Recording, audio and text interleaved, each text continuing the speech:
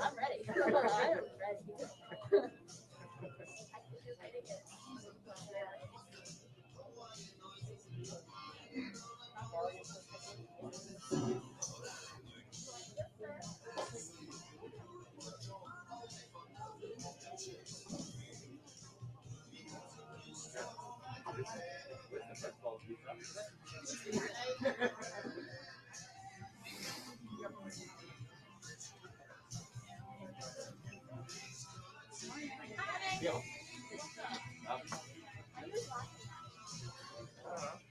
The happy person. Yeah, a little bit. What else?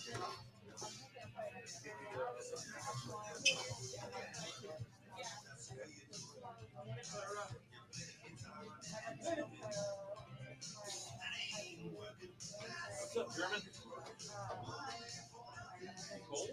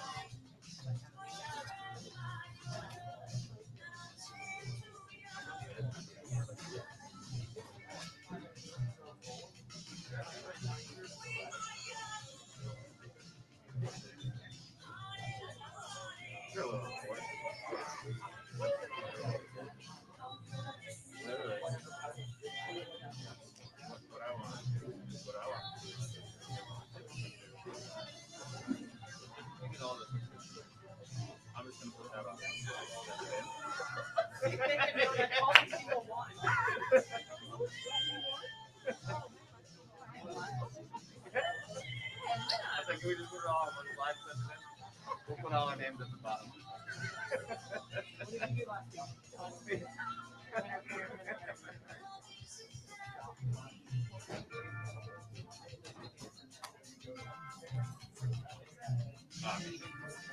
Oh. I sat at home, watched TV, had a couple beers. Yeah. Had a couple beers. Got on an airplane once. Upgraded. Yeah.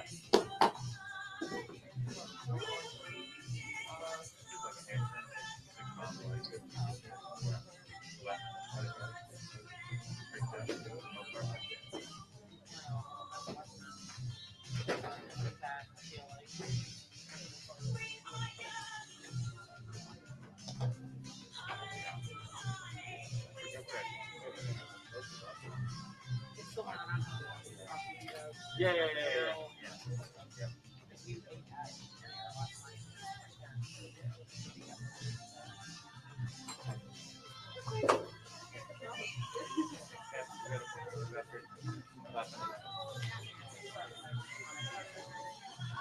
Start down there.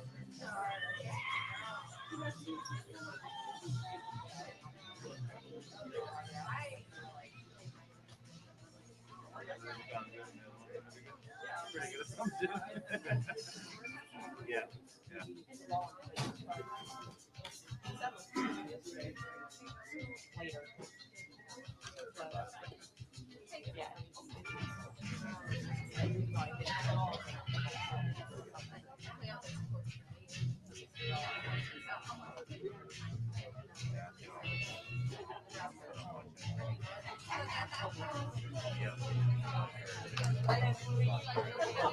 Here we go.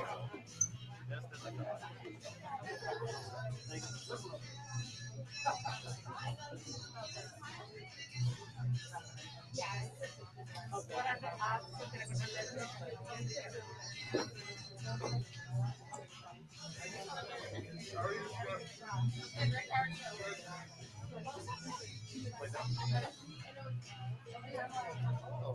I'm sorry, I thought it was in there. No, I put it there. Sweet innocent Clara.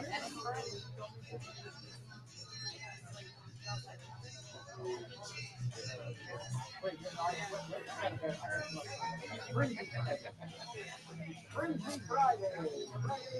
Cool. Can't use the internet anymore. Pass me by. All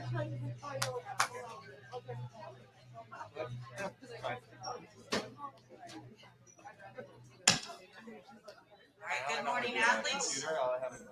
Welcome to your official roll call. Yay, roll call. All right.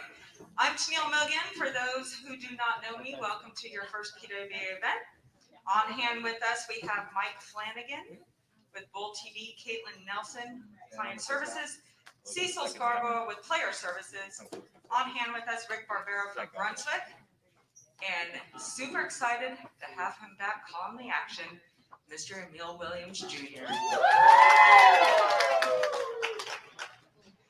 All right, but this wouldn't be possible without our host, Jeremy Aaron and Mike Cottrell. So thank you to our host, and a few words from Aaron.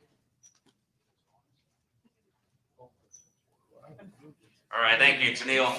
I don't have any special spoiler alerts to give you this year as far as where your stops will be next year, so you'll have to wait for that official announcement. But it is awesome to have you guys back. We're thrilled that you can actually bowl this year amongst the circumstances. Obviously, it'd be great to have this house filled with the excitement and energy from the fans, but you guys will be able to focus more on your game today, so it works out, I guess, everybody. Other than that, good luck, bowl well. If you guys need anything, let us know. We'll take care of it for you. Other than 10 pins and 7 pins. So back to Tennille. All right, thanks. Ladies, just a few quick reminders. We're going to go through this roll call here. Your recap, I'll bring that down to you. Make sure you fill it out completely. Make sure you write down the equipment that you are using for competition and the last 4 numbers of the serial. Do not write same in round 2, 3, 4. Please write the bowling balls that you are using and write them down as you introduce them into play. Your score sheet is your responsibility. Please make sure to add it up completely and sign it for your competitor. Your recap will tell you what pair you're going to move to, so please follow that lane assignment and move to that pair. Very important, at the end of the second round, we will need your score sheets immediately. Add them up, sign them, and somebody may be walking around to pick them up. While we're doing scores, all of you are important to me, but please make sure hold any questions until the scores have been announced. Please do not ask me where transport is. That's Cecil. I will not help you load your bowling balls onto that trailer. Appearance guidelines, you all look great as always. Please remember, raise your hands, touch your toes, anything shows, go home. Along with that, your mask is a new addition to your uniform. So please wear your mask at all times and make sure that it is over the nose, under your chin. 1 pair courtesy. So again, 1 pair courtesy rule. We have a few new players that are with us. Veterans, PWBA members, please help them out as much as possible. Anybody who needs help, I'm also here at the front counter. Be ready when it's your turn to bowl. Foursomes this week, so it's going to go a little bit quicker than weeks prior. So just be ready to go when it's your turn. Limit your cell phone use. And please remember to wait until everyone has completed their game until you make the move to your next pair of lanes. If you are making the turn, you may start to make your journey to the other end of the bowling center via the concourse. So you may start the venture down to the low end. Bowling on the wrong lane, that rule still stands. If you bowl in the wrong lane and you get a strike, it doesn't count. If you leave something, you have to pick up your mess and then continue the rotation in the correct order. If there are no disputes on a score correction, go ahead and make those. Not a big deal. If there's a dispute, please come and see me. Lane breakdown. If a lane breaks down, your timer will start when I'm notified by an athlete. So one of the athletes needs to notify me and I will start your timer. Please take your stuff from pair to pair, including your equipment that is on the concourse. Take your stuff from pair to pair. There's only 1 dead pair, and that's lanes 39 and 40. Transportation, again, transportation needs to be on that truck, ready to go. We will be going to Queens, and that will be a quick turnaround, so all transport needs to be on the truck quickly tomorrow. Queens, your equipment will be there on May 11th. So if you are bowling the women's championship, your bowling equipment will not be there for you for that event. So please make sure you fly with your equipment. Media expectations, if you are a tournament leader or just somebody that Emil and Mike want to talk to, they'll come and get you. So please make sure to come see them in the Bowl TV booth. And again, for those going to Queens, don't forget to stop by no later than 2 p.m. on Tuesday, May 11th to take your arrival COVID test. And all those who have taken your pre-arrival, please email me those results. Failure to do so will result in disqualification. Athletes that have outstanding invoices, please make sure you pay those invoices before the next event. If you do not, you're not going to be able to bowl. And that next event is Queens. U.S. Women's Open, direct entries. If you plan on bowling the U.S. Women's Open, please pay those entry fees. PTQ is open, so make sure to register for that. All right, ladies, we'll start at 10 till.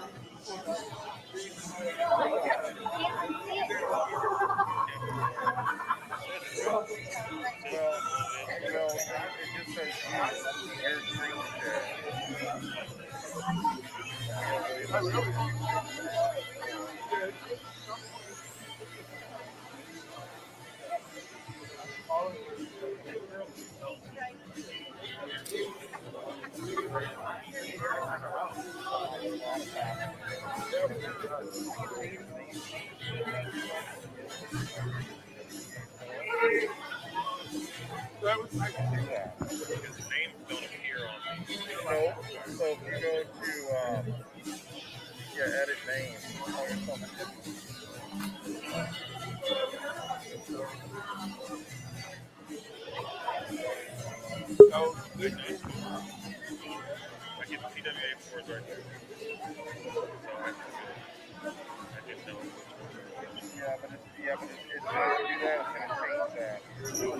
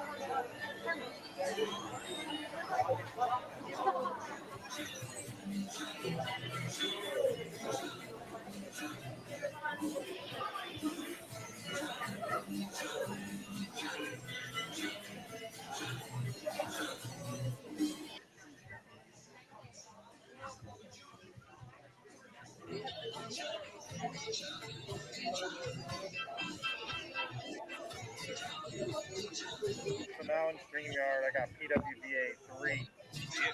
No, that's the laptop. Let's go down one. Scroll down and then inside that window area. And then I'll set up on the over here PWBA 2.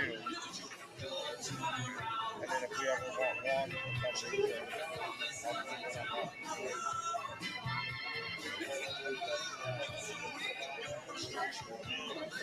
So if you want, you can just look at our StreamYard. Also check you out.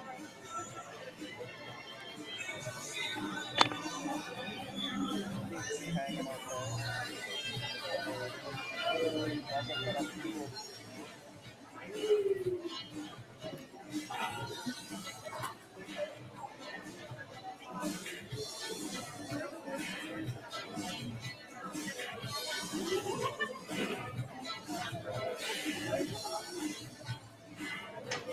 Athletes, please report to your starting pair. Please report to your starting pair. Good morning on behalf of our host, Yorktown Ladies. Welcome to round one of the PWBA Greater Cleveland Open. This is the full 16 of qualifying. You'll return to 5 p.m. Then at the field to the top 32 with this athlete will return for round 3 Saturday morning. Athletes, please report to your starting pair. Please report to your starting pair. Good morning on behalf of our host, Yorktown Ladies. Welcome to round one of the PWBA Greater Cleveland Open. This morning you'll hold 6 meets of qualifying until you'll return at 5 p.m. for 6 additional games. We'll then head the field to the top 32 and this athlete will return for round 3 Saturday morning at 10 a.m. After round 3, the field will touch the top 12 pounds. Our top 6 more meets of competition starting at 2:30. At this time, we now ask that you please rise for the playing of the national anthem.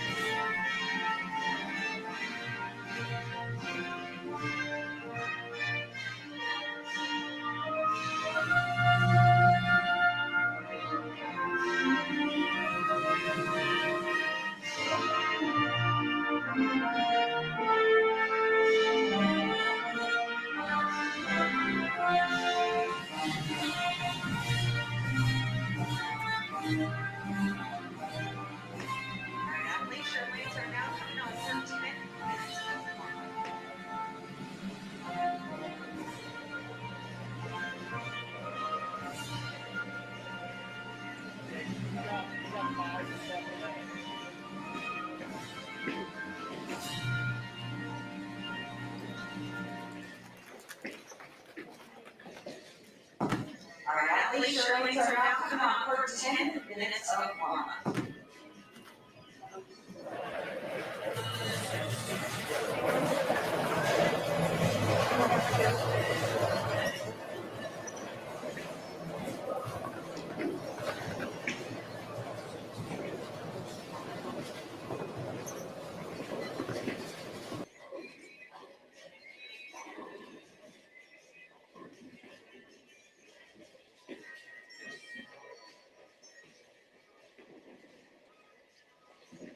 Okay, so now I got called PWBA 2 and 1. So it's on 2 right now, but sometimes I can switch it to 1.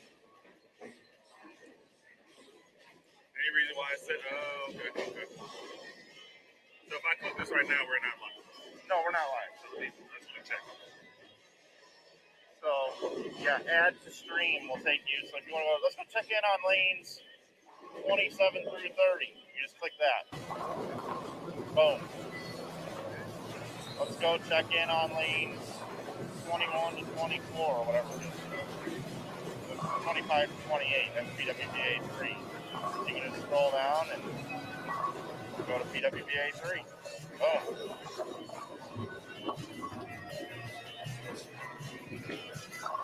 So we got 2, 3, and 4 in there. And this is 2. Yep. The only thing we got to be careful of is this computer was being an asshole yesterday, and that's PWBA 4. So we just kind of, whenever we're on 4, we kind of are going to need to monitor it for a little bit and see if it's having the same issues today. But it looks okay.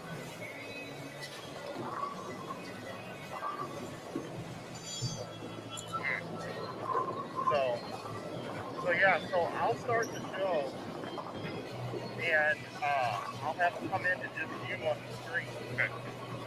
And then when you say, and I'm going to bring in Mike Flanagan, I'll bring myself in. And I'll edit and get everything rolling. Okay. All right. We'll make 2 minor adjustments.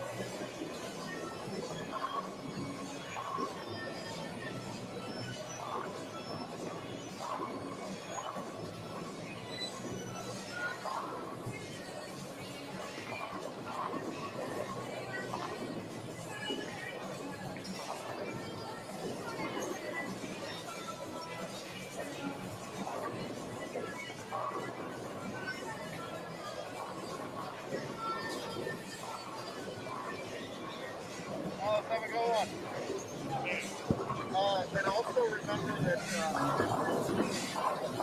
on the air and do a quick little manager. I don't like to talk for a long period of time. I like to get right to the lane. Personally, I do like a hot take and then boom, out to the lane, full screen. I'm going to jump out of here and go put the game one graphics on it again. So I kind of got to keep that in mind. So if you can handle the game one graphic here.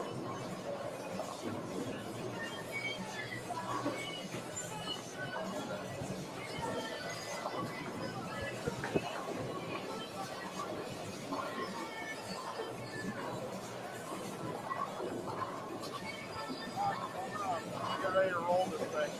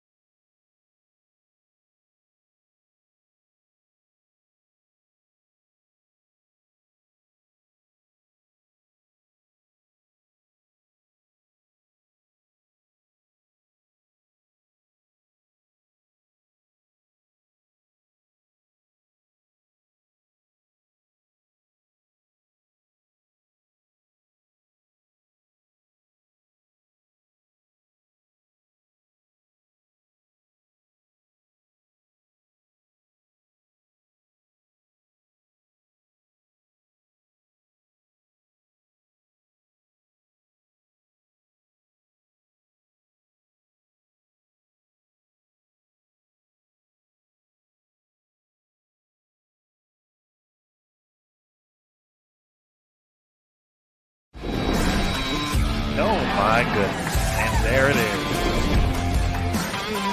Wow, getting the attention to go.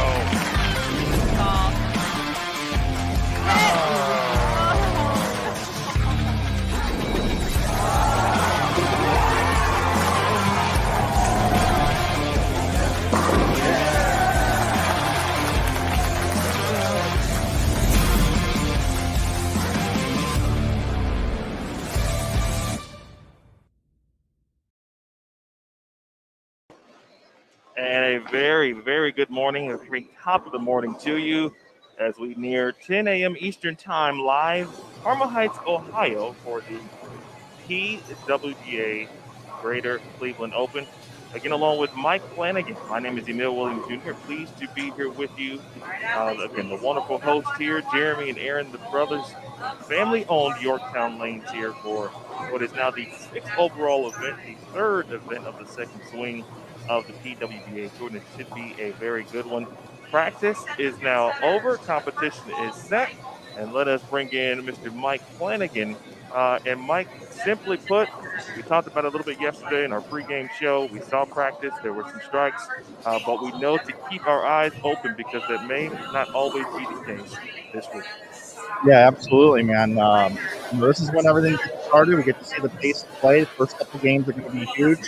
The last 2 weeks, we've been looking at 660 for the first 3 games. 660 has been a really good score. Put you inside the number. Put you in a good spot to get yourself into contention to actually win the tournament. Not many people have been averaging 220 out here over the first 2 weeks on tour. A little bit higher scoring than we anticipate this week. Maybe 675 might be the number you need times 2. We will see. We will see very shortly. Indeed, we will, and I don't think there's any doubt the scoring pace certainly will be a bit on the higher side. But as we all know and love, I think it's important to watch the first 3 games today. I think the fresh will tell us a lot because we'll be able to anticipate some moves that the players might need to make as they finish out the block this afternoon. Let's get you certainly on the lanes as you see on your screen.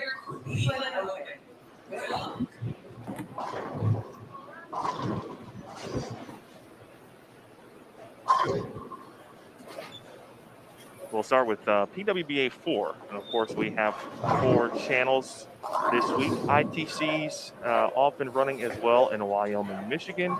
Many of you have already checked in on that broadcast this morning. I saw a couple of you hanging out in the chat earlier today. Appreciate all of you. So a lot of bowling today. So if you're looking for a particular channel, don't be frustrated. Simply, if you're on your mobile device, by now you know to click the box in the top right corner. That'll bring up every available channel, and the live aspect will be showing.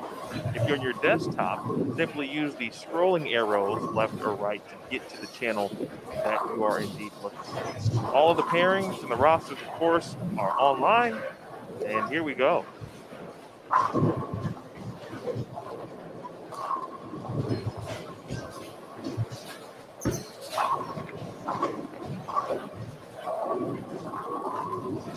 By the way, if anything breaks this week, feel free to just blame me.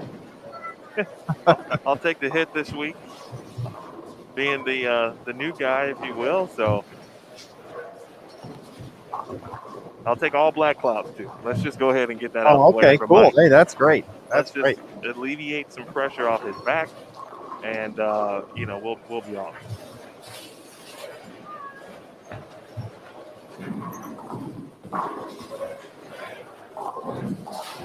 All right, checking the chat now. By the way, hello to everyone.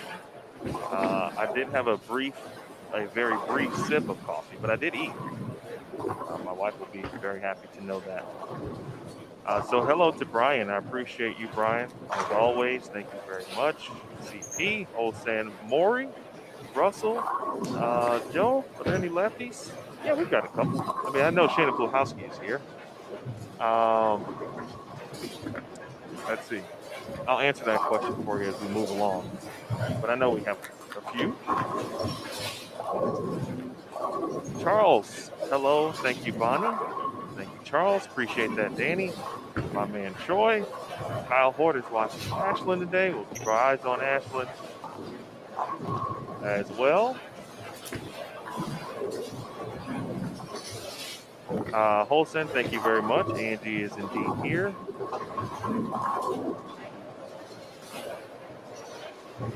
Yeah, as we get things started as well, everybody, welcome to BowlTV.com as always. I want to take you kind of around the horn here, kind of tell you about our setup. PWBA 1 today is going to have lanes 15 through 18 for you.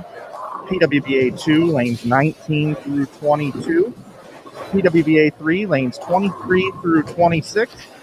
And we're watching PWBA number 4 right now, lanes 27 through 30. And, of course, you've got the main Bowl TV feed with Emil and myself here today. Because I know everybody's really interested in this, after take a look at a shot here, I will bring up the oil pattern, and I'll go over it really quick with you. Here is our oil pattern today. 38 feet in length. Noticed almost all the oil is applied on the way down the lane. Very little oil on the way back, not even 2 mils, just one load. Using ice oil here this week, and less than a 2-to-1 ratio out on the lanes. Players should be playing towards the outside part of the lane. And it's a little tricky because you would think it'd be higher scoring because the ladies can play out. There's extremely good pin carry here.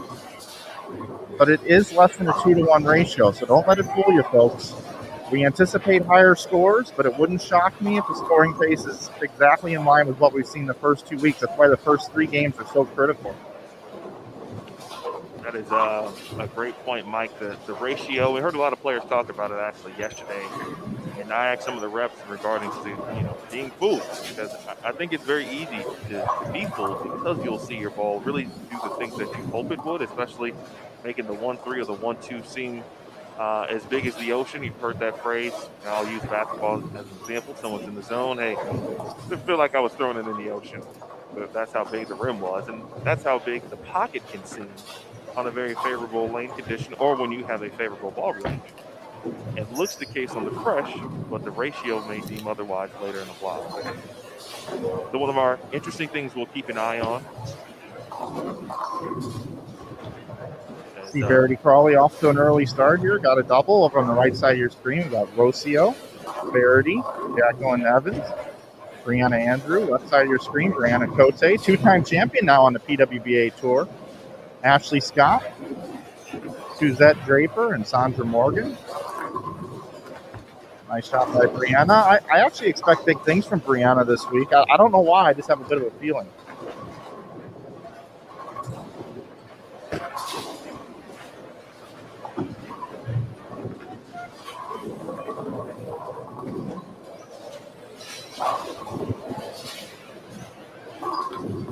You can see right there, you know, a couple board miss left, and that bowling ball is gonna hook a lot. I mean, missed the head pin to the left there. You know, a lot of players here participating. 75 entries we've seen this week. A lot of players. This is their first event of the season. Yeah, we do have a few, including Carolyn Dorn Ballot, for example, that we talked about yesterday. Yeah, we're not on that here.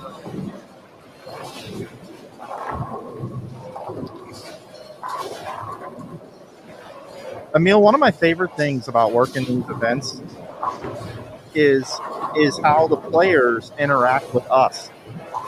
Yes. I just had Valerie and Birgit come up to me, and they weren't sure on a pin respot, and we're wondering if we had it 30 seconds behind, and if we could get it.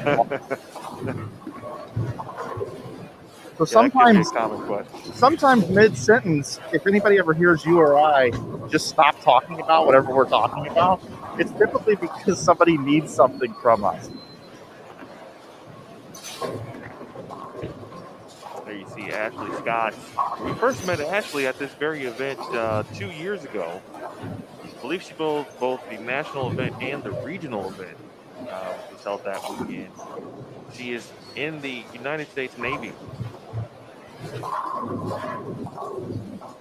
Well, I would like to thank her for her service. Yeah. Currently live on the air. I didn't know that. Yes, she is in the Navy, and I forgot her rank, so I don't want to mess it up, so I won't even mention it. But she does a fantastic job, obviously, and she just completed a graduate degree as well. So doing great things, obviously, both from a service perspective and furthering her education. So shout out to Ashley Scott. No live scoring, by the way. I saw that question come up. Sorry about that, Brian. You know, to the point, Mike, and you know, we got some folks in the chat already mentioning that, but yes, there are a few players, as you mentioned, first event this very week. I think this is an important week for everyone here. And specifically, I should say, those who will be bowling next week at the first major of the season. But I think, you know, having a little bit of momentum, maybe if you've been struggling for the first few weeks, maybe you didn't have a good kickoff classic, etc. This could be a good week to where you have some level of success, maybe accomplish a few of the goals, and get yourself feeling a little bit better as we approach a major week, if you will, next week in Reno for the USBC Queen. Yeah, man, going back to Reno, newly renovated National Bowling Stadium. I know some of the ladies are going out to bowl the women's championships as well. They time it right around the Queen.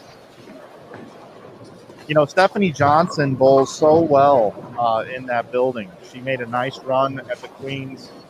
In my opinion, had the best look in the building the last time we were there. Stephanie's been kind of silent this year. I mean, she bowled really well last week and just missed the show. She was the first off the show. I believe it was 20 pins, if my memory's correct. But after she bowled her first round of qualifying, I walked up to her and said, "Hey, Steph, how you doing?" And I was just trying to ask how she's doing in life, how are things. And she goes, "Well, not very good at all." And I go, "Oh my goodness, is everything okay, Chris, the kids?" "Oh yeah, no, they're fine. I'm not happy with my bowling today." And after that, man, she went on a run and almost made that show. And a lot of momentum you can build from last week in Lincoln, just missing the show. And now this week, if she can get a top 12 here, a lot of momentum going into the Queens in a building that she bowls so well. And I think Steph is one of the best players out here, but doesn't get mentioned enough.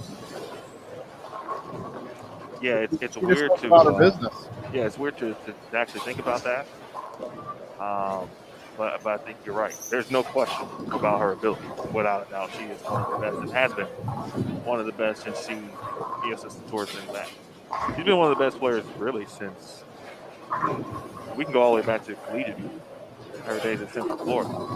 We can even go back before that. She won junior gold 3 consecutive years.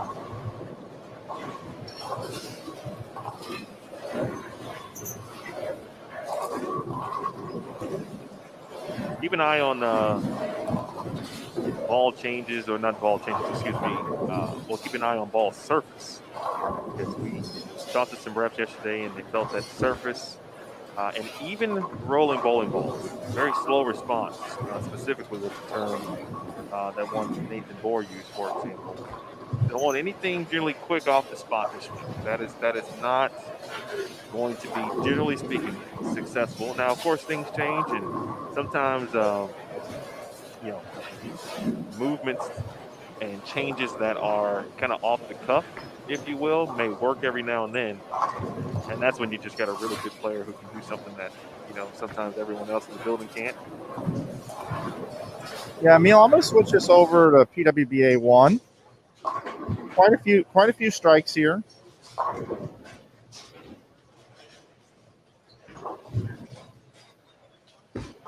We got Burgett with the front 5. Heather's got the front 4.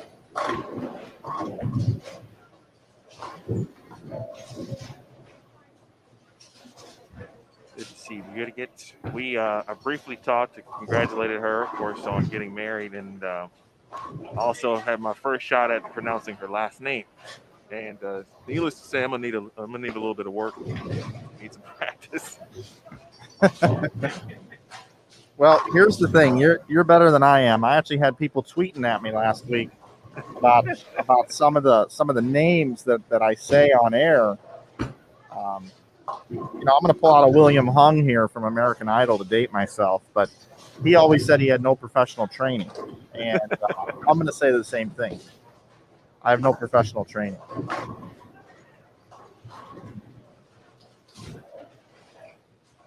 I'm just here to make everybody else look better. But in front of us, we've got some scores, which we anticipated some of this, and I'm also going to keep a close eye first 3 games on the up and down of the scores, the peaks and the valleys.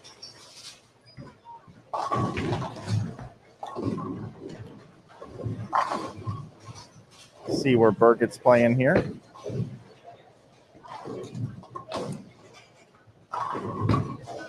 Out around 7 or 8, if I could see clearly there.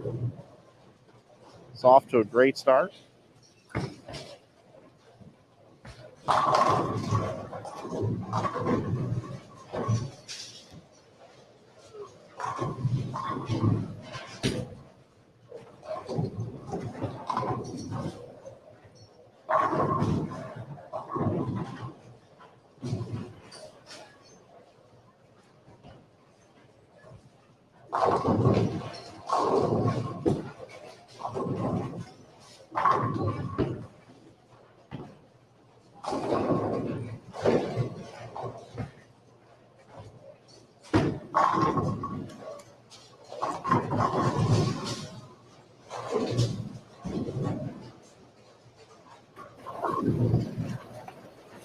Move over to PWBA 3.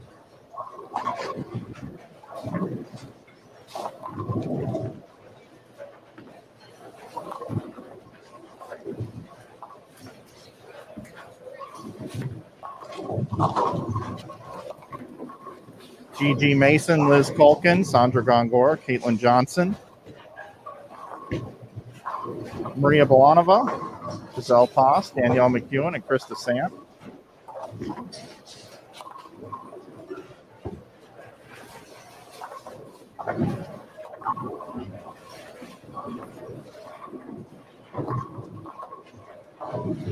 Just moving around throughout the building, checking in on some scores because we can.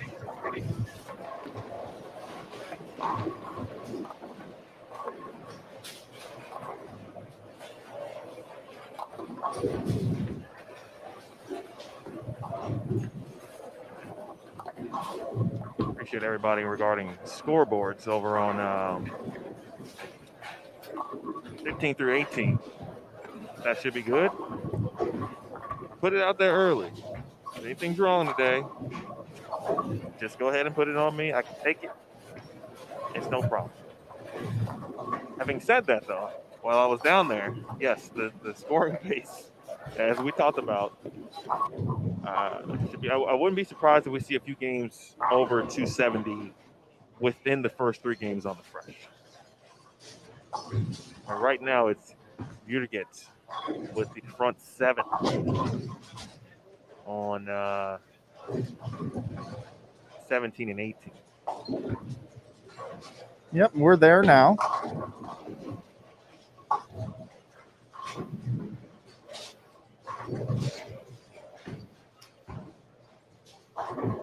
And in case you're just joining us, Emil Williams Jr. on the call this week with us. It's a pleasure to have you back, sir, spending some time with us.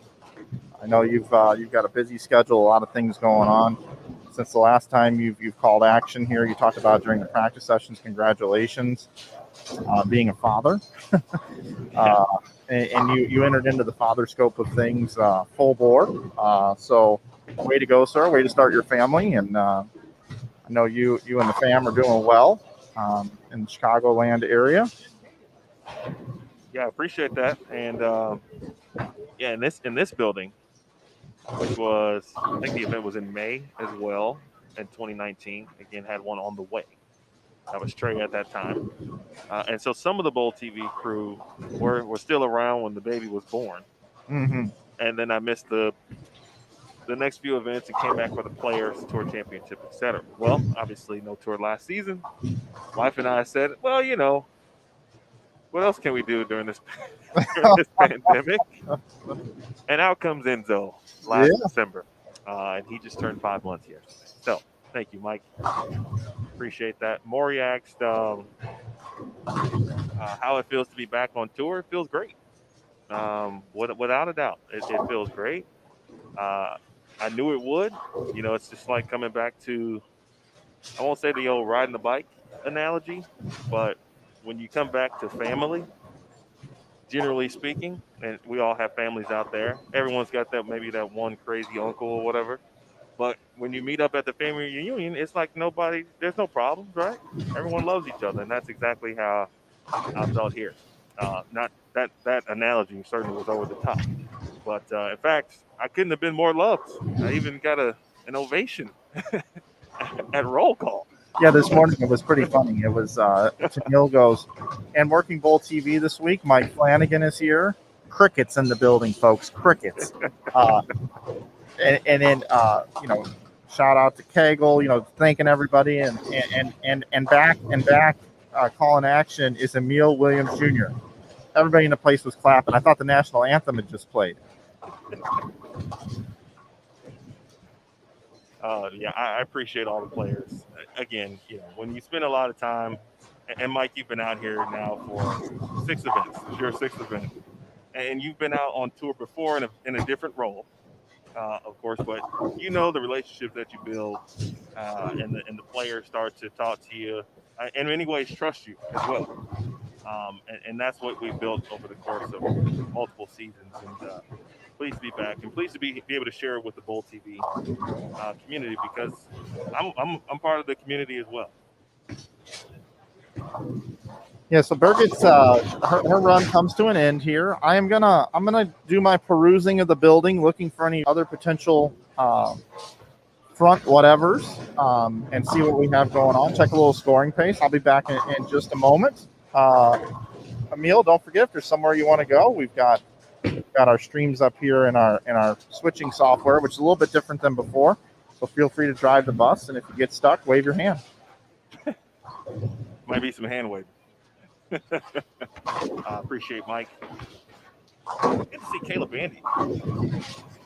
Haven't seen Kayla, and I can't tell you the last time I saw Kayla, but I'm happy to see her certainly competing. Good shot there from Kayla Crawford. And previous frames, I saw Deandra doing some great work as well when I was down making some changes. There is D getting them all to fall. Deandra and Kayla, I should say Kayla now part of the Elite Youth Tour squad. As Kayla knocks down another one, former St. Ambrose University All-American. St. Ambrose doing some great work this week at the ITCs, which is where Aaron and JT are. Heather DeRico. Heather with the 2-8. 10 spin is good for Kayla Bandy. I'm going to do my best, Brian, to not to be the black cloud, but I know Mike's been getting some trouble about that, so I'm here to help take some of that heavy lifting off of him. And I think he's got some news for us. Yeah, we got 3 front 8s in the building. We got Brianna Klimmer down on the high end. We got Verity Crawley, who's on PWBA 4. And then we've got Jen Higgins as well. All have the front 8. So I got to grab my camera. Got to go try to film some of these. We'll see how it goes. But I think I'm going to switch over to PWBA 4 now, where we do have Verity. See you in a moment. Good luck, sir. All right, so here we go. This would be a very nice way to welcome me back. Yesterday during the practice session, I talked about the 300 that have been shot, whether on TV or in a bowl TV step out of final, that I was not a part of. Or one that was in almost, which was Liz Culkin in 2019 and 2000, she shot 299. But I'll take any perfect score right off the bat today. And that would, I believe, indicate that I'm officially back on tour.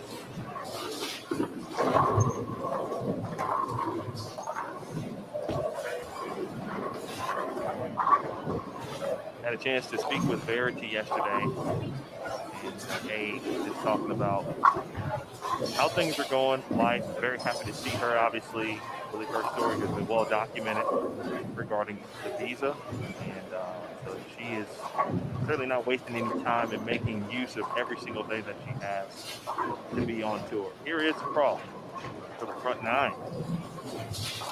Bang. I had to get it in there, folks, and I appreciate Verity for letting me now feel like I'm back in business.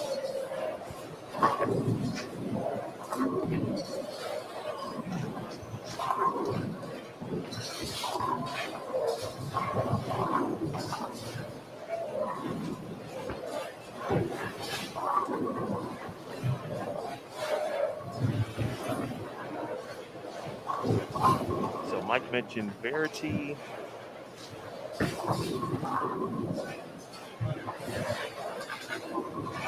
There was someone else on the high end.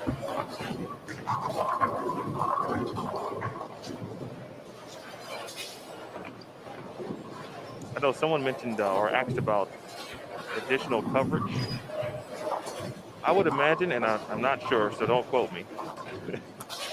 But I would imagine there will be a few additional channels for the Queens next week, as we tend to do for majors. This week specifically, we're sharing equipment with the ITCs.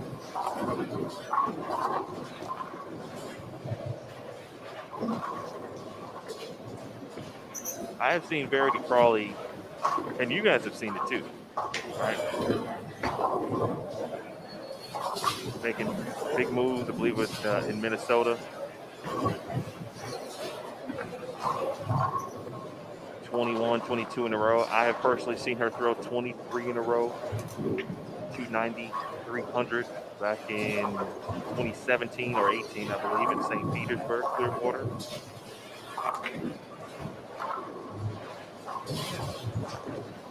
Shout out to Drew Parkin. We'll keep it here where Verity is, but I will just update you. If you're curious, the 19 through 22 bay, which is PWBA 2, see as a channel. Josie Barnes is off to a very good start as well. She can max out at 246. Josie is the defending champion here, so obviously keep that one in mind.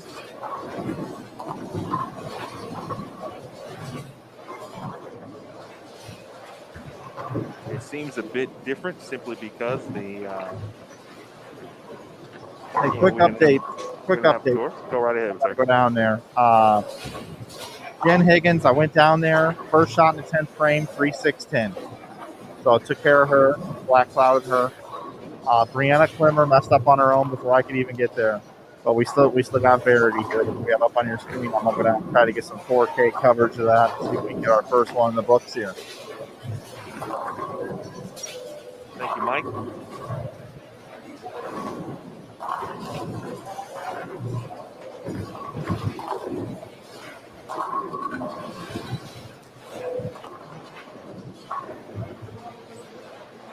As we get ready to watch Verity, when Bowl TV, the new version, began, you know, everyone used their real names. Well, we certainly encourage you to use your real name because we want to know who we're talking to. But we started to have player names appear in the chat, like Missy Parkin, for example. And I'd be like, what? How's that possible?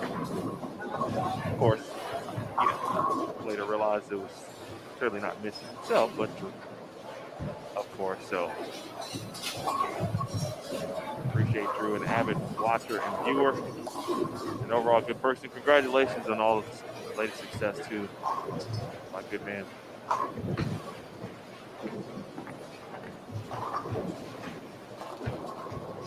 Brianna Andrews finishes with 197. Good to see Roe back. And I'm going to say probably that a lot. I apologize.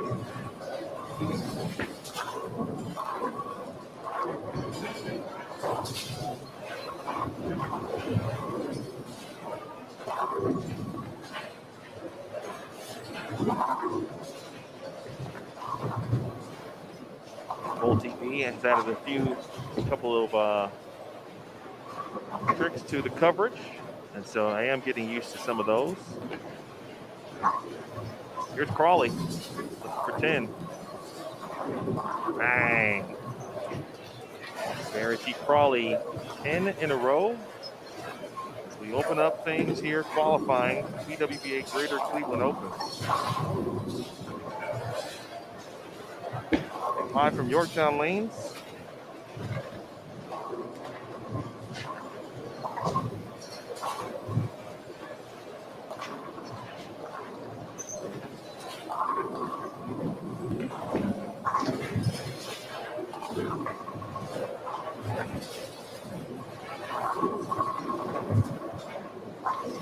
Verity has a lot of fans. That goes without saying. What she has done from a brand perspective and helping people has been top notch. 411. Bang. Well, Mr. Williams. We've got action. Verity Crawley trying to produce the first perfect game of the tournament and perhaps a sign of what is to come this week.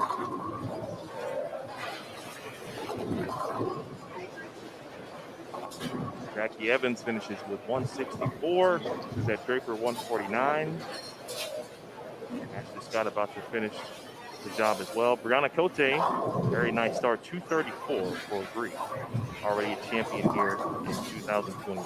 Crawley for perfection. Oh, 7-pin goes. And Verity Crawley, 12 in a row, 300.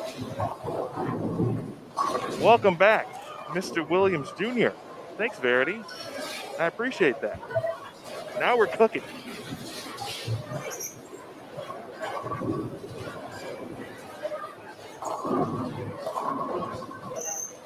Mike is 1 of 3 now.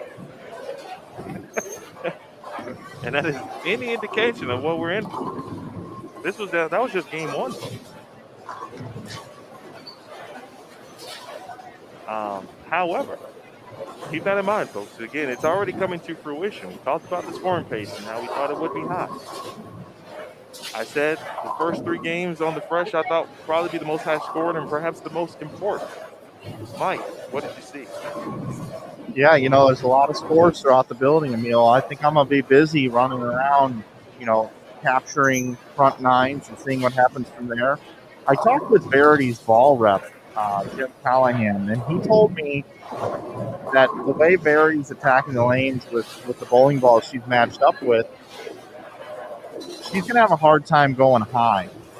He said she won't go high.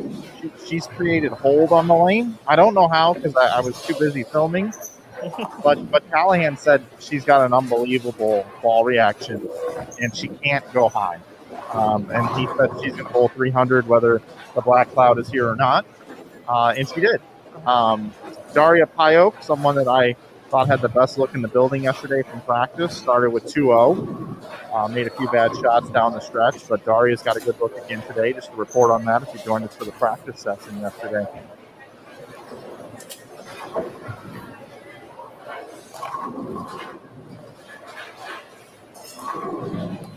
I'm going to get us set up for game number 2 and get out this, edit this Verity Crawley video here really quick. Appreciate you, Mike. So congrats early to Verity Crawley. Take a quick look at PWBA 3 here. And the final shots were just thrown from Giselle Poss.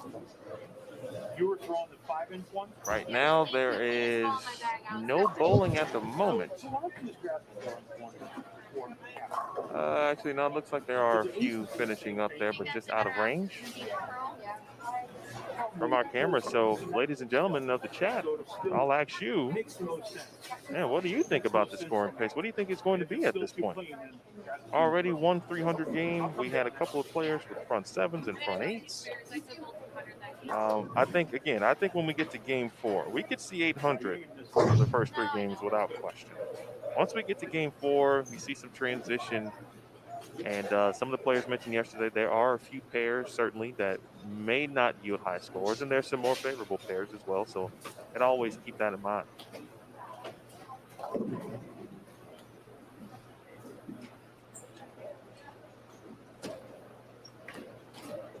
Now, this part is a bit different for me because it's my first event. There's no fans, obviously, in the building. Everyone's obviously moving to the next pairs for game number 2. And there's that very eerie, quiet feel that I'm not used to yet. But we'll certainly get over that one pretty quickly, I think, right? While we have a moment.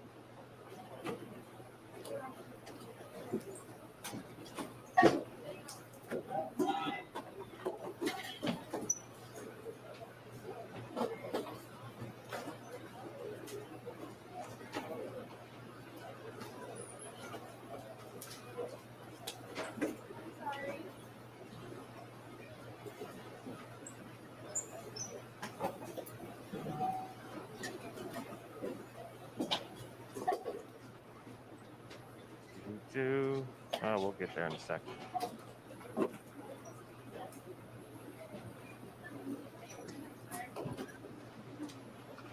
right, so anyway, while we have a chance, let's say hello. I want to say hello and big thanks to Kegel, by the way. Bill Walters, our main man. Products for bowling centers, coaches, and mechanics. Kegel is truly built for bowling. Visit kegel.net to learn more about all they do for our great sport. Big thanks to Kegel. And big thanks to all of you, our Bowl TV community and faithful. Thanks, Rod. I appreciate you. Don't be afraid to make some suggestions for me. I got a new mic. Not Mike Flanagan. He is new to me too. But a new microphone, different headset. And of course, every time I do anything from a mask perspective, it changes. So I'm wearing a different mask than I have been previously for previous broadcasts that I have been a part of as of late.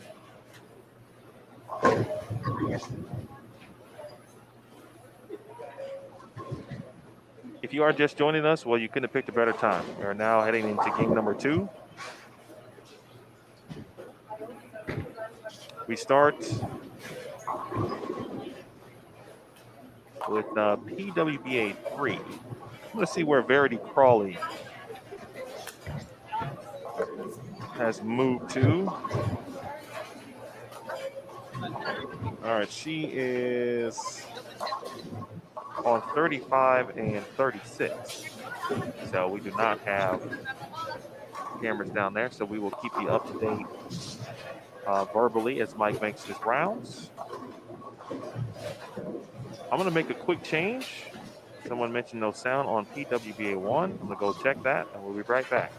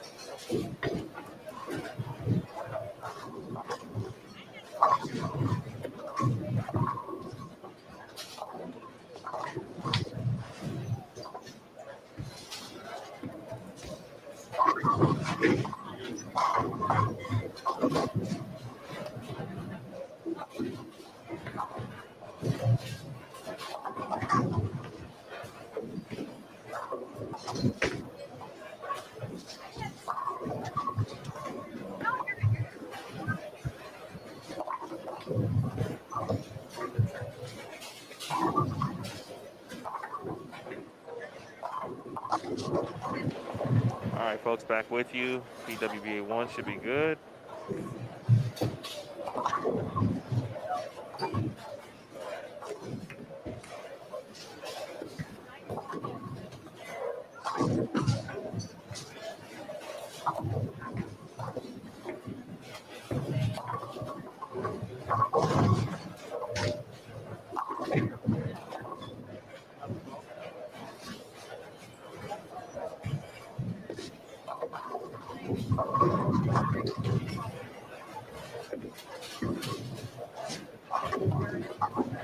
And PWBA 2 should be good.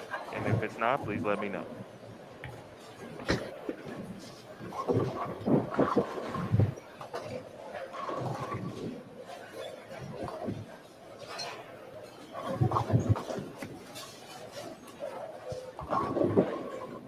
So I'll put it out there. PWBA 2. How we doing on sound, ladies and gentlemen?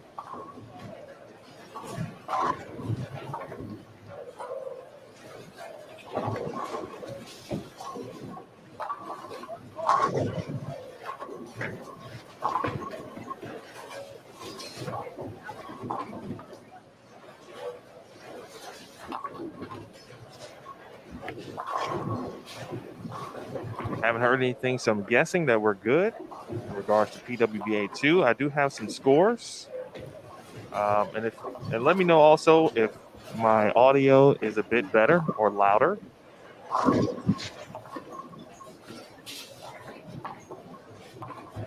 Okay, perfect. All right, working through it. All right, we got a few scores for you from game one. Shout out to Rick Barbera of Brunswick. Good to see Rick back in the building as well. Of course, Verity Crawley, 300 game. We watched that right here on Bowl TV. As Mike mentioned, Jen Higgins, as when he went down and began to film, she left at 3:16. She did make it, punched out 277 for Jen Higgins. 269 for Diana Zavyalova. Amanda Vermillion continues her great start to the season. 268. Brianna Klemmer, 267. And Birgit Goix, 261. 6 players shoot 260 or higher. And looks like we got some trouble. Let's make a quick change. And we did. So back over to PWBA 4. Go ahead and check on 3, but 6 players shooting 260 or better.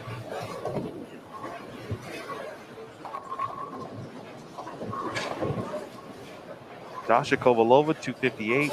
Chania Ramemper, 248. Elise Bolton, 247. Casey Eaton and Josie Barnes both shoot 246. Right now, the cut number just after a game is plus 21. 49 of the 76 players today are either even or better after one game.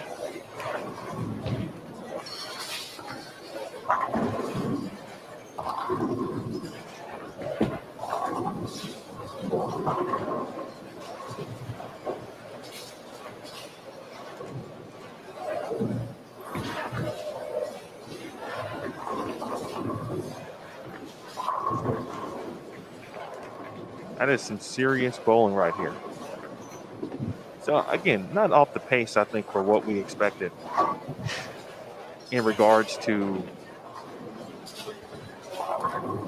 the scoring pace.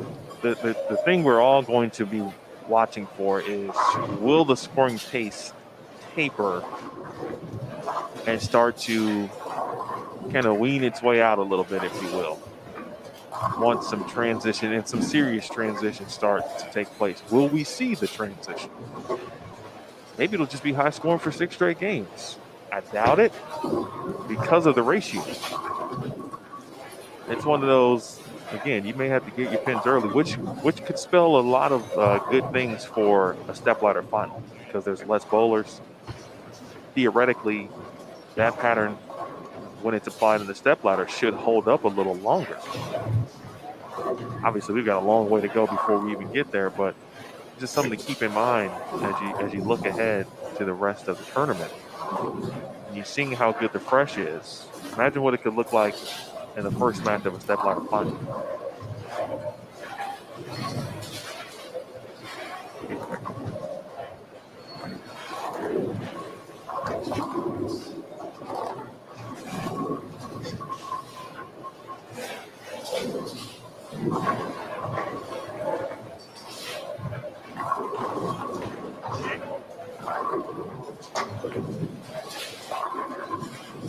Foot pattern. I think about just under 2 to 1. I think it's 1.9.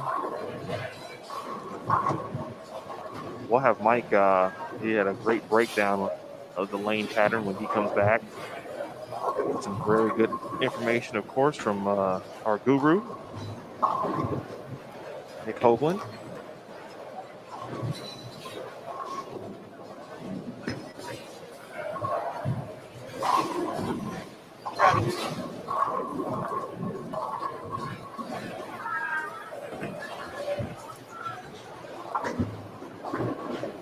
see Sandra Gongora.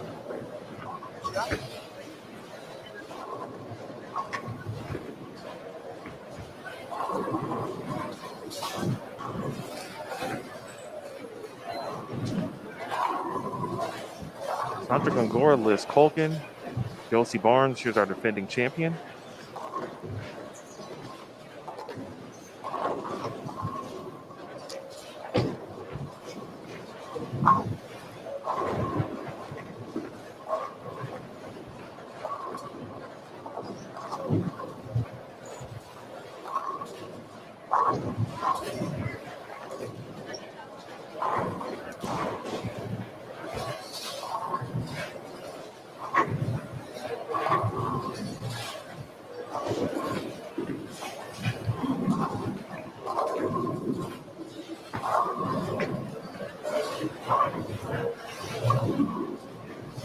All right, folks, we'll check into that. Thank you.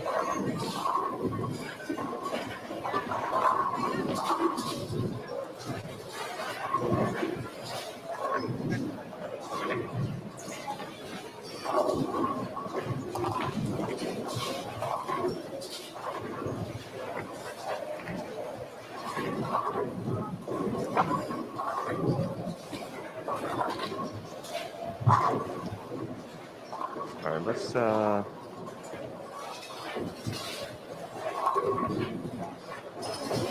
make a quick change to 3.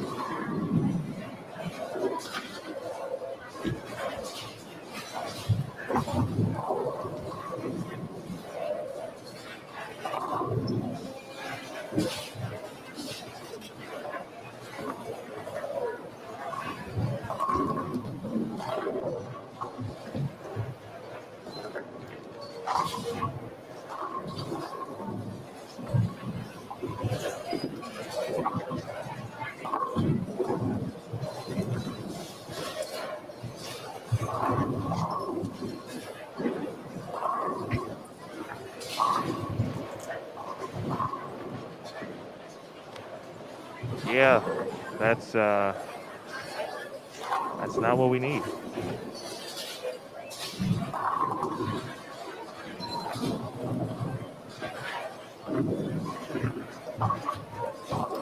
And what's interesting is it's not happening for me on my view, but it does happen once you get to the main screen. So that's great. Let's try 1.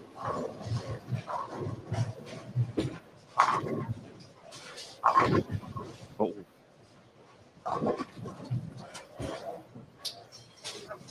Vania Cobo, Jordan Richard, Casey Eden, Tanya Raumemper, Taylor Boltice, Missy Parkin.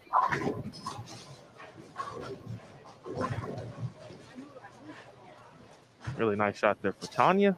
Let's see what we're watching here.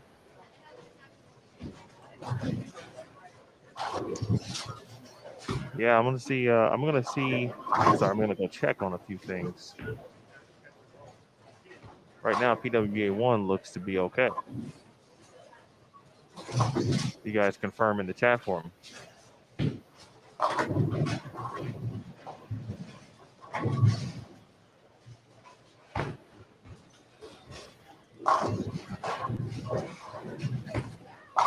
Maybe I was too generous when I decided or offered to take all the hits in regards to any troubles we may have since I'm back in the chair for a while.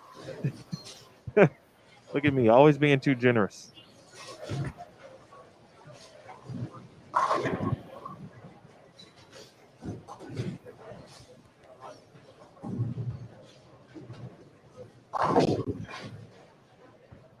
Hey, Coach. Appreciate that. And as soon as we hop on, we have the same advantage. I appreciate that, Coach. It's good to be back. Hope to see you back out at some point.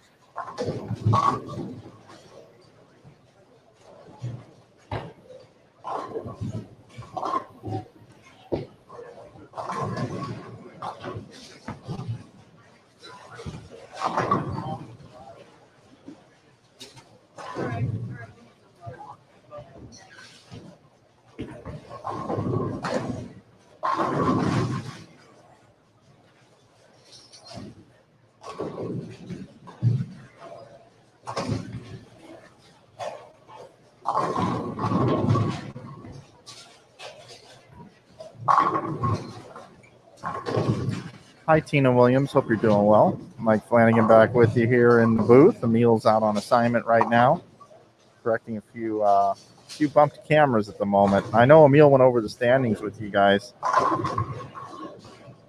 but over the course of the last few weeks, 220 was a really good score across the board. Of course, we'll get a gauge here once we get about 3 games in, but thus far, 32 players bowling 220 or better. Takes a 220 game to cash at this point through 1.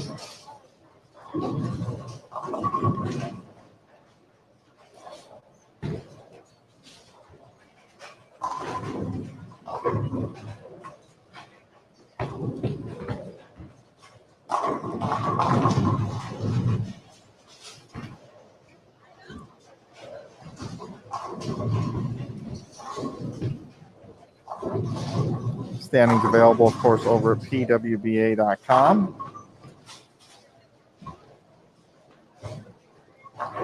We talk about Julia Bond and Liz Johnson kind of playing similar lines week to week, similar styles, similar games.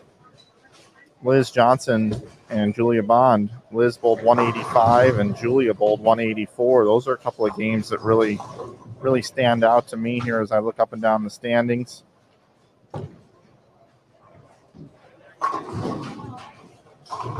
My eyes always move once I look at the leaderboard. I like to look at the extremists on tour. So I like to look at Jordan Richard. Where's she at? Arguably the highest rev rate. Typically plays the deepest part of the lane. Where's she at? She's 18th. She bowled 233.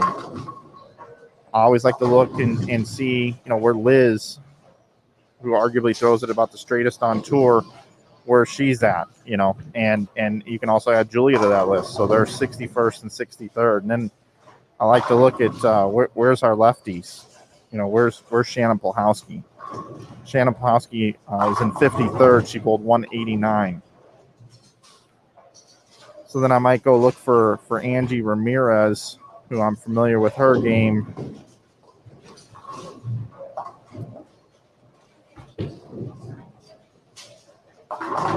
And she's in 56th at 189. She bowled the first game. So higher scores, but I like to look around. I also like to keep an eye on, see what Danielle McEwen is doing. She bowled 197 to start. Carolyn Dorn-Ballard this morning said it feels like she's been on a 30-year hiatus, and she's back now on tour. She bowled 201. And she grinded that out. She had 2-0 left going into the 10th frame. So she must have doubled in the 10th to get to 201. Of course, our point leader right now, Dasha Kovalova in 7th after game 1, 258. It's kind of my analysis of looking at the standings. It's extremely early, but it's kind of how I like to look up and down the board here. If you want to take a look at Verity Crawley's 300 game that we just had here for you on Bowl TV, you can head out and follow the PWBA on social media. I took a video of it, and Caitlin's uploading it right now. It'll be available on all social platforms and channels for you to check that out.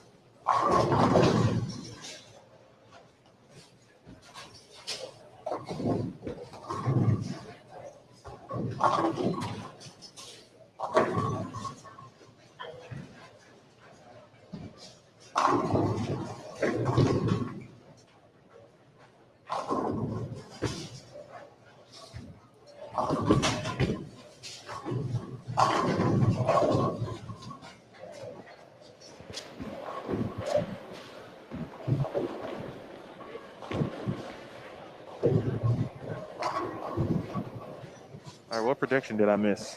I know I missed one. Prediction Yeah, I know you had to say something about a prediction, right? about a prediction? Yeah. No, I was just running up and down the standings my own Okay. way. All right. I was just telling the folks at home that when I look at a standing sheet after game number one, my eyes move to certain areas, right? I look at the top, and then I want to go look at the extremists. I want to look at who throws it really, really straight, right? So Liz Johnson and Julia Bond are the first two people I look for.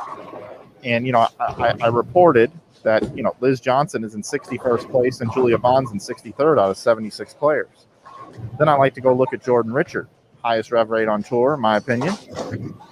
I don't have a CAT system set up here to be able to tell you that or not, but I can tell you that, that's somebody I like to gravitate to and see how she's doing. She's an 18th. And I like to look and see how Shannon Blahowski's bowling. And if there's any other lefties I'm familiar with, I like to go and take a look and see how they're doing. Obviously, this is week number one, but, I think, actually, I don't even want to make this prediction yet, but I'm just seeing tweeners right now. I'm seeing tweeners at the top of the leaderboard.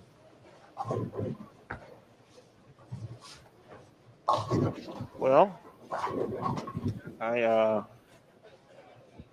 think we'll have to obviously get a few more games complete to perhaps see who, from a style perspective, maybe moves up or down. Because right now, as you just mentioned, it's hard to tell one game on what style or what the condition may favor from a style perspective. But we do know, like Jordan Richard right now, she can go and get 280. We talked about obviously high rev rates. I'm not sure where we would classify the arguments. But she too can get in the 260s again. She can actually max at 279.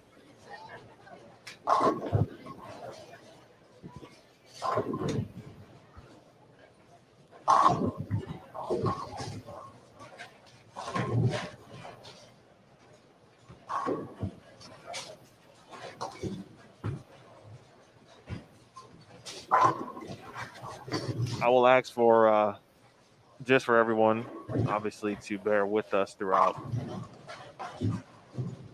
Regarding the visual, the PWBA main, you guys have let us know, and I've taken a look at all the additional channels. And everyone has said the additional channels look fine.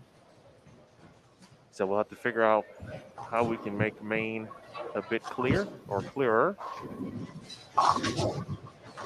By the way, Jay Rich, coming up now. Lindsey Boomershine had been throwing it very well each time I went down to check on PWBA 1. Jordan Richard can get that carry like that, man. It's going to be it could be a very good week for her as well.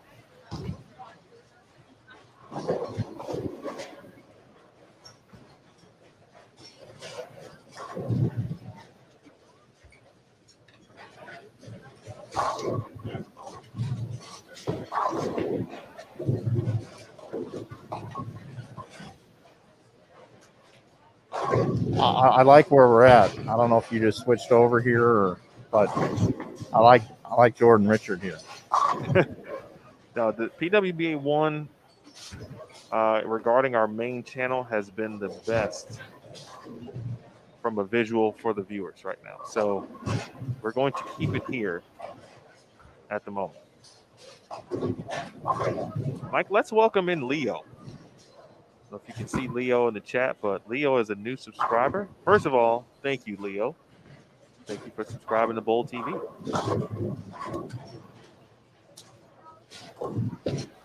And I've heard Mike explain the moving pattern or the skips at various events this season. So, because he does it so eloquently. Mike, would you like to inform Leo how the skipping procedures work here on the PWBA Tour? Yeah, so the best way I can figure this out, and I appreciate that, Emil, is let's just pretend like we're Jordan Richard. It's best to just pretend like we're a bowler. And we can strike. Is that included? Yeah, and it feels good. It feels good to be Jordan Richard, right? So if we're Jordan Richard, today we started on lanes 11 and 12. In game number 2, we moved over to 17 and 18. So that means we skipped 13 and 14 and 15 and 16. So the first skip is skip 2 to the right. And you continue crossing with your entire group of bowlers. There is no left lane moves left, right lane moves right. And as soon as I start talking about Jordan Richard, we're staring at a big old nasty split here. Threw it past the break. But let's see if she can pick it up. So back to the cross, she starts on 11 and 12, goes to 17 and 18, and then moves all the way down to 25 and 26. Then we'll just skip one pair and go to 29 and 30. Then we'll skip a few pairs and go to 37 and 38, and then we'll finish out her round here for her first 6 games of qualifying down on lanes 5 and 6. So I will say this, Emil, more lanes in play. We don't have 5 players per pair. We have 4, so the pace is faster this week than what we've seen in other weeks, which also typically leads to higher scores. A little bit faster pace. The ladies like that. And more movement across the house than what we've seen in other weeks. Other weeks it was move 1 pair to the right, skip a pair, maybe skip 2. We're skipping more pairs here, moving across the house.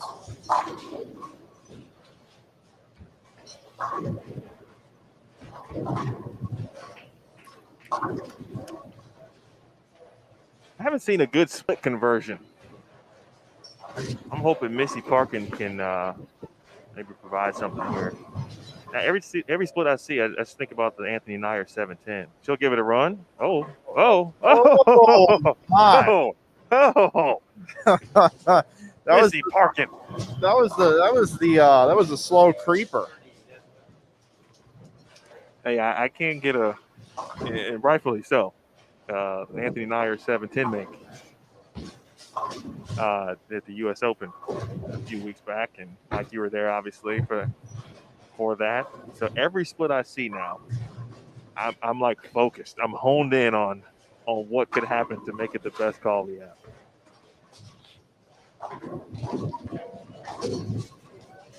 And Deandra Asbeatty.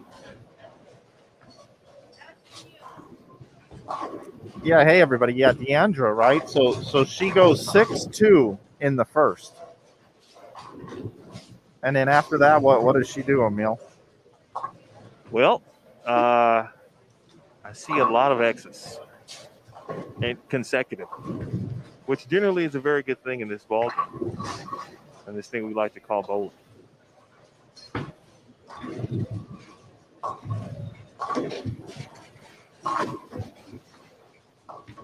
278 officially. Yep. For Deandra Asbeatty. And for D, and I think you probably talked about this throughout the first couple of weeks, but D coming out. First couple of weeks, she was able to bring Madden and Jersey with her. Not in the building, of course, but she had family and friends in those respective cities. That could watch them during bowling, et cetera, et cetera. So this week she's alone. I saw her when she drove up yesterday. She was already like, man, I wanted to bring them, but she didn't know anybody in the Cleveland area. But happy to see her bowling well. Not only for her, but I think I've been a part of the Elite Youth Tour this year with Dee, and I know how much the young athletes look up to her as well, and I know they're proud also. Yeah, there's 3 things about Deandra I got for you, Emil. Number 1, she made an equipment change a couple of years ago. She went to 14-pound bowling balls. And every time I watch her bowl, I like to see how the 14-pound balls are hitting the pocket, because there's a lot of people in the industry that will say 14-pound ball is not heavy enough. But when she made the move, she was able to increase her ball speed felt better off her hand. She could repeat better. And she says she's loving the 14-pound equipment. So that's one thing I always think about. The second thing is Deandra, over the years, has started a lot of different companies or tried to get involved in a lot of different things. She tried a clothing line. She was pretty heavy in the YouTube space there for a while. A lot of vlogs were being produced 4 or 5 years ago. The IAB, and then the Elite Youth Tour. And I had a chance to talk to her a couple weeks ago, and I said, hey, really nice stuff with that Elite Youth Tour. And she's like, thanks, I'm really proud of it. Finally, something has worked out, because that's all she's wanted to do. She's wanted to figure out ways to give back to bowling and create new business ventures, but at the same time, cool things within the bowling industry that she can be part of. And she's got a winner with that Elite Youth Tour, so hats off to her for that. And then the third thing is I consider her a bit of a crossover, which means is she someone in bowling that working on projects all the time and doing great things for bowling and being a great mom, or is she still a bowler, right? And there's that big question mark because she doesn't have a bunch of titles out on tour. She doesn't bowl full-time on tour. But she told me after week 1 when she had the kids out that this was pretty cool and that she felt that energy and that vibe again more so than in a long time. And here she is, 3 for 3. She showed up at 3 events in a row. So I like to continue to watch that.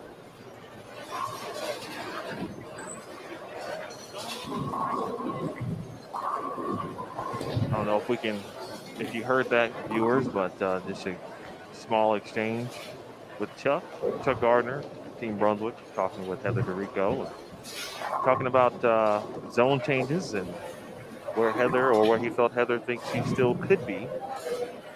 And so those are some of the conversations that you do hear. I mean, it's, the strategy is like every frame between bowler, rep, etc.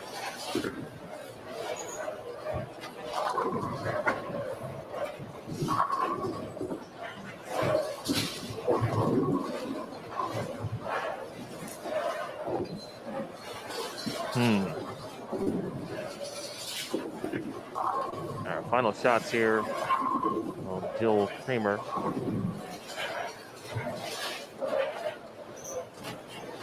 It's in the scores, at least from what we can see, highlighted by Deandra Asbady's 278 in game 2. Yeah, it looks like the scores are coming down a little bit. So 32 players were 220 or better after game 1. How many players will be at 440 after 2? I'm gonna suspect 24. I'm gonna predict 24 are averaging 220 after game 2, and 32 were averaging 220 after game 1. We will see shortly, but that's what you got to start kind of looking at. Pair to pair, scoring pace.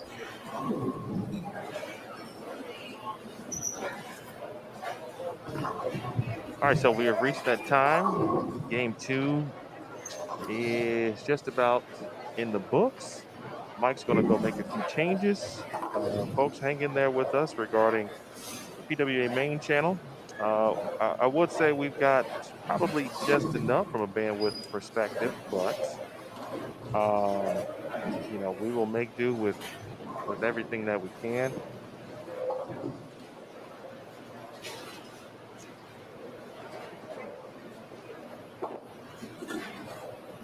I appreciate it. I guess probably it wouldn't even be right if I came back and we didn't have some kind of issue. Like, it's never going to be perfect, right? And it's probably my fault. I'm going to blame Jason Thomas now, and Aaron Smith for that matter, as well. I'm going to say, guys, you guys asked me to come out to Cleveland, and you set me up. No, I'm just playing.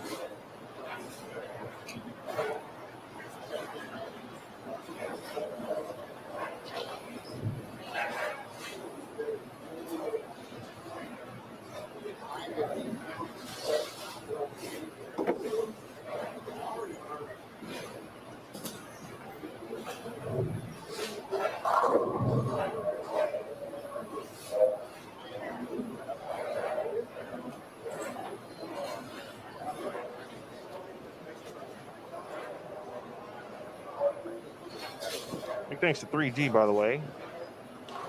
3G shoes, unparalleled value they provide, and performance to match your skill level from our top-of-the-line Tour Ultra to the budget-priced kicks. We make sure every single pair of shoes is built for durability, comfort, and style. Be sure to visit 3gbowling.com to pick the best shoe style for your game. We are moving on to game 3, and once everyone is set, we'll figure out which channel looks the best, because that's kind of how our morning's been going. So we'll try to give you the best look in that regard. Obviously, keep you updated on standings. Rick Barbera has been kind enough to hook us up after every game, so we'll have that for you in just a second as well. And anyone or anything that anyone wants to chat about, drop us a line here in the chat. Let's see. Starting to see a few things. Hey, Rich.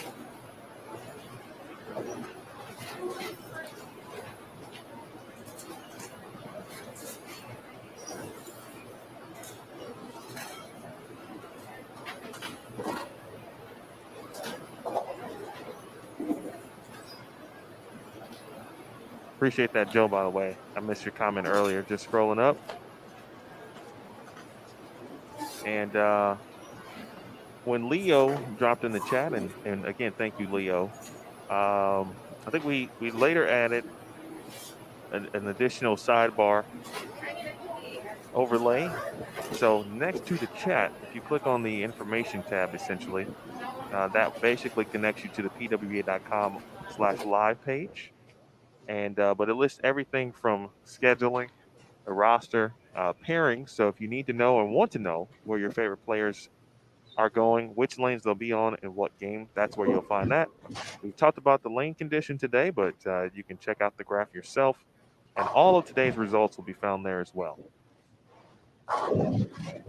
Again, that is the info tab right next to the chat.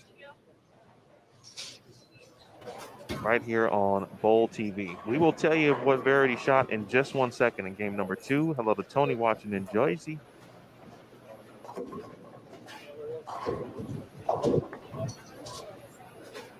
Selwyn, of course, appreciate you as always. Selwyn, you've been here, but I didn't say hello to you formally. Hey, Michelle.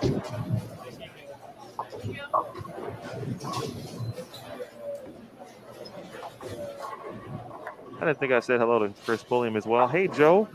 Hope all is well.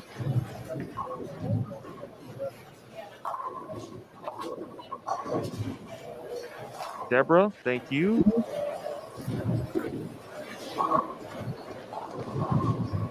Looks like we've recovered on some of our streams here. Looks like all three are working just fine for us now on our options on being able to switch around here. We'll continue to keep an eye on it, but I just did a little perusing here. It looks like we're good to go. Already in game number 3. So we're an hour and 20 minutes in. So we're looking at, what is that, 40 minutes a game? Yeah. Thereabout.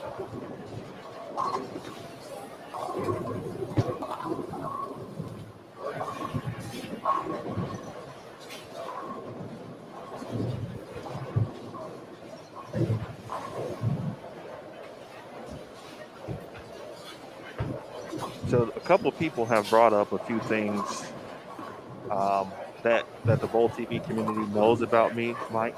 And so you let me know when there's a good time. I'll break into a few of those items. But I do want to get the scores in first.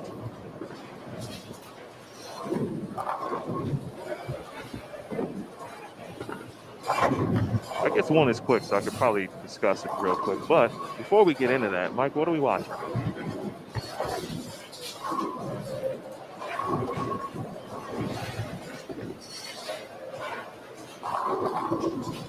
It's like some of the players we ended with. So and we can get a chance to see where Heather is starting here in game 3. See if maybe some of the adjustments and things that she was talking about with Chuck Gardner will come into play here. Yeah, Deandra with that big game, so she missed in the first, the last game, and went sheet. So this time she's got a spare in the first. We'll see if she can go sheet and improve on her 270 game she just had, 278, maybe both 290 this game. I'm looking at Liz Johnson, of course. She's 14 under, it looks like, after two. And she didn't like that one off her hand at all. Crosses over. I would say a little bit surprising to start, just considering it does look like that to be able to play straight, to play up the boards on this. But as we all know, certainly, that's the last person that you want to even remotely think about not making the necessary moves and adjustments to put herself in position. So, you can almost check back on Liz. Like, it's like let me know where Liz is in game 5. Right. She's struggling a little bit early. Nah, don't worry about it. Let's talk about it in game 6, and she'll be like 200 over. Yeah, in my opinion, and we're going to watch her throw a few shots here, maybe a 3 and 2 left, or maybe a potential ball change. I mean, we just had a small sample size, but she went Brooklyn. She didn't look like she executed the shot the way that she wanted to, but she's 14 under after 2 games. So, yeah, I can't think that she's throwing that many bad shots over the course of 2 games after coming off a win last week. Her game is sharp. She's been bowling well. I can't imagine she just came in here and just made a bunch of bad shots the first 2 games. There's something clearly not right with where she's playing on the lane and how she's matching up. And for us to see her go Brooklyn on the first shot, watch a couple more and analyze Liz Johnson here a little bit.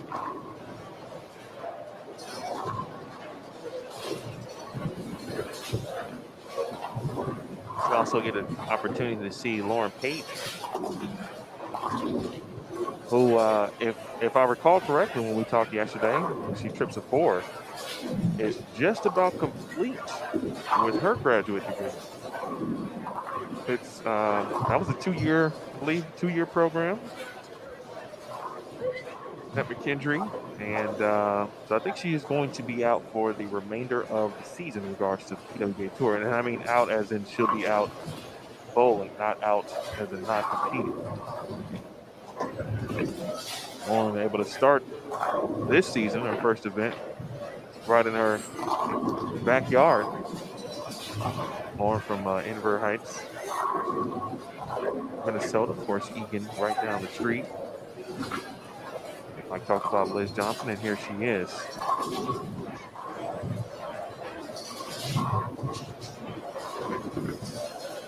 I think this is a ball change. I'm not 100% sure on this. Look a little.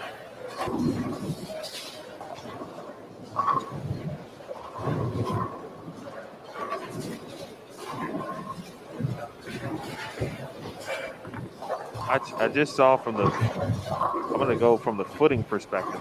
I'm not sure she got it along the way she wanted to. However, just from that shot alone, yeah, there might be some things she's working through on this pattern so far.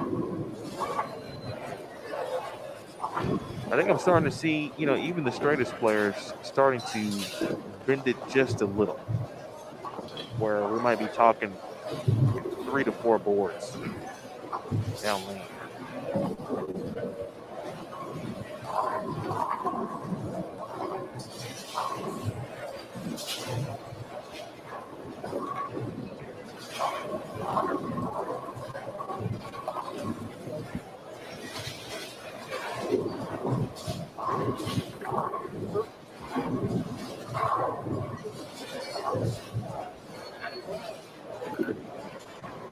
Ricky B has, what do we call this, Mike? Score dash?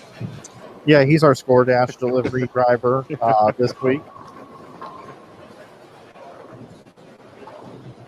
Mike's come up with some stuff over these first few weeks. He's informed me on all of it, just about. And I wanted to be in the know. I want to make sure that I continue whatever he has started and do it in the best way possible.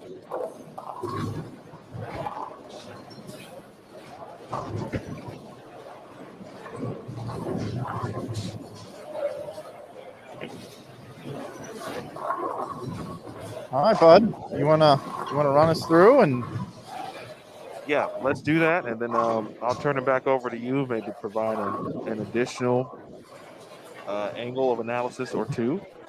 Verity Crawley, which that was everyone's question. What did she shoot in game 2? Well, she didn't stop striking. I can tell you that. 257. So Verity now at 557. That is plus 157 after 2 games. Beard Gets at 517. She's gone 261, 256. She is plus 117 after 2. Brianna Cote is third at plus 102, 234, 268. Lindsey Boomershine second. She shot 278, so she does match Deandra Asbeatty and Stephanie Zavala, who I'll get into or get with just 1 second. She shoots 278. So Boomershine is fourth at plus 88. Ashley Galante is fifth. She shot 258. She's plus 86. Stephanie Zavala is tied with Brianna Clemmer. 2 very good rookies there. Plus 81, tied for sixth. There's Deandra Asbeatty. She is eighth again after the 278 at plus 80. Stephanie Johnson into the top 10. She is ninth at plus 78. And Jordan Richard is 10th at plus 76. was Johnson 4 9s now in the third? So looking through this, first thing that sticks out to me, the big flashing strobe light for me is we got 3 players that can bowl an 800 series to start this block. Brianna Cote, 502 after 2. Burgett at 517 after 2, and Verity Crawley at 557. And there's a high probability that Verity Crawley is going to bowl 800, which would be the first one of the season that we've seen on tour. I need to follow where she is so we can keep an eye on that. Looks like game number 3, Verity has made the move from 35 and 36, and she's now down on lanes 5 and 6. So that'll be an interesting thing to watch and keep an eye on, and I'll go field report on that shortly. The next thing I'm looking at is how many players are averaging over 220. And after game 1, it was 32 players. That's what it would take to cash after 1. I said I thought it would go to about 24 places. Currently, right now, there are 26 players that are at the 440 number. 442, Abby Ragsdale, and 26.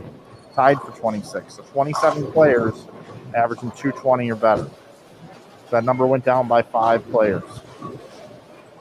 Currently, right now, the number to cash is 430. So a 215 average. It was 221 after game 1. Now it's 215. The other number I like to look at, out of 75 players in the field, how many players are at even or better? 49 of 75. 76 players, excuse me. 75 was posted before we came here, and there was 1 addition. So I may say 75 a few times. It's stuck in my mind. 76 players.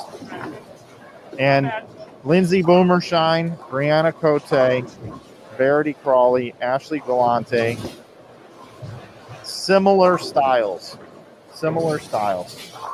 Verity in first, Brianna in third, Lindsey in fourth, Ashley Galante in fifth. Something to keep an eye on.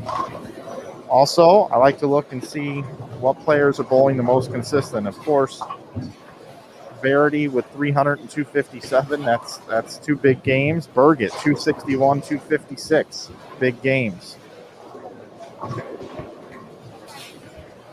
Also like to look at a player like Stephanie Johnson, right? Slow and steady wins the race. 234, 244 to start. Jordan Richard, 233, 243 to start.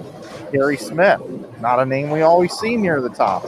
227, 248. Nice start for her. Tanya, who couldn't crack an egg last week. 248, 226 to start today. So, and your pick, Josie Barnes, in the top 12 right now, 246, 228. Maybe you are her good luck charm this week. We will see. Well, it's nice to see good friends. I'll definitely say that. My thoughts on Josie. I looked at the first couple of events that she competed in this week and didn't see her name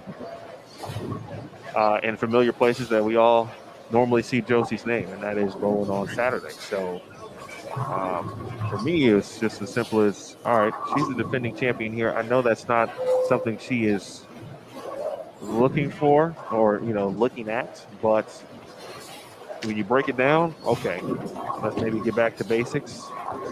Throw the first couple of weeks out. I'm in a place that I'm comfortable. I've won here, so that adds to my level of comfort. And let's go out and attack. And then also, hey, there's a few strikes looks like I can get, and let's go out there and do it.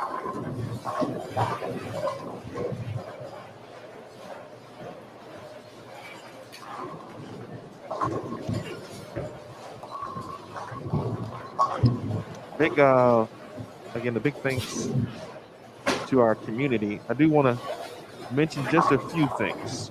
We had some questions about Kelly Kulik. She is not competing this week. Kelly is on the call for CBS Sports Network for the Intercollegiate Team and Singles Championship shows that are taking place right now at Spectrum Lanes in Wyoming, Michigan. So Kelly will be on CBS Sports Network. She has been on those broadcasts, I think, for maybe 5 years at this point, but it's been a while. So that is where Kelly is this week.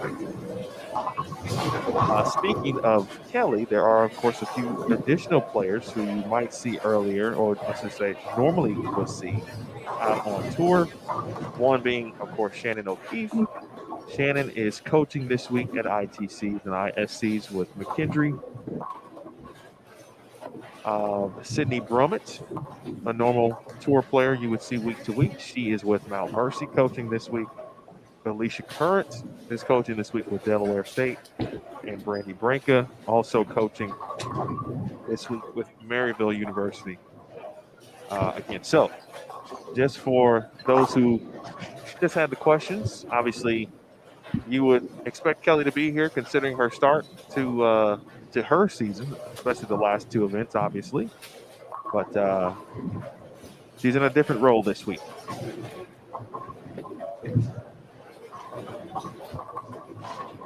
Which makes a lot of sense now.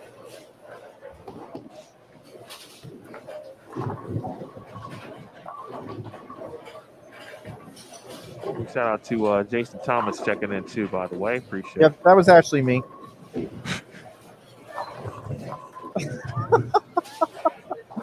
Yeah, I'm logged in as JT over here on this machine. I'll fix that on the break. So if you see anybody interacting in here as Jason Thomas, that's me. That's just me. Don't worry about it.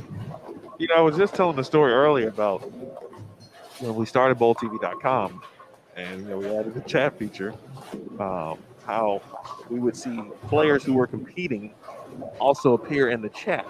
And we gave the example of Missy Parkin. Yeah, Drew all the time. There's always Drew. And so here you are impersonating Jason Thomas. Well, I'm trying to do so in all ways today. Oh, man.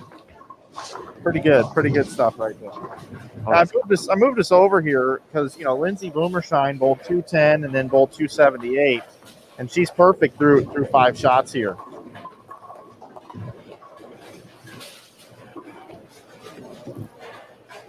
This is PWBA 3. If for those of you, if you wanted to check it out, obviously, and pull up another tab specifically on your own device, along with some other tabs. It sounds like many of you also are checking out the ITCs, and Gloria just gave us a nice tidbit. North Carolina A&T in a battle with McKendree. That is one already Hall of Famer, Kim Terrell Kearney, USBC Hall of Famer, future PWBA Hall of Famer, and certainly Shannon O'Keefe, a future Hall of Famer as well. So open up another tab and check that one out. That's definitely got to be a good one there, 3.5 to 2.5.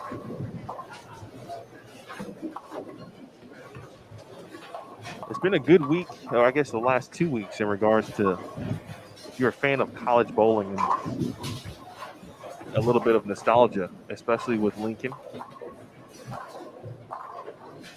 home of Nebraska, of course. Then this week, we actually do have the ITCs and ISCs going on Bowl TV.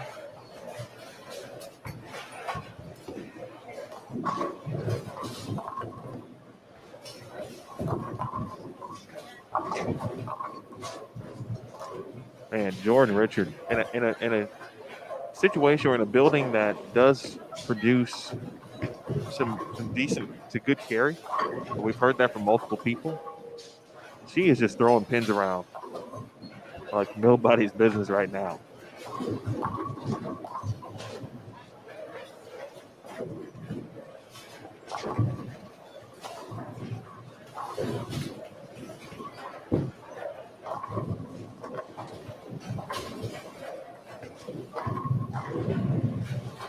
Good shot there from Tanya.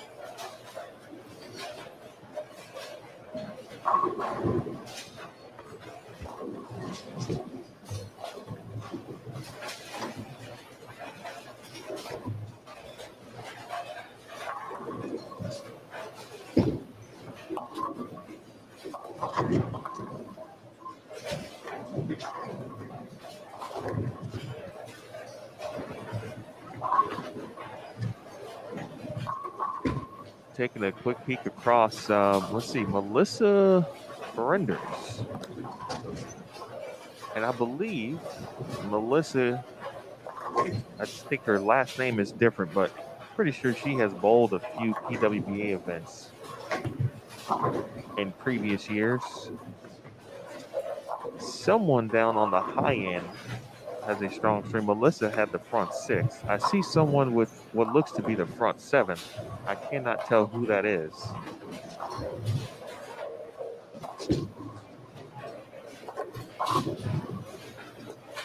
We're trying to give this one a run.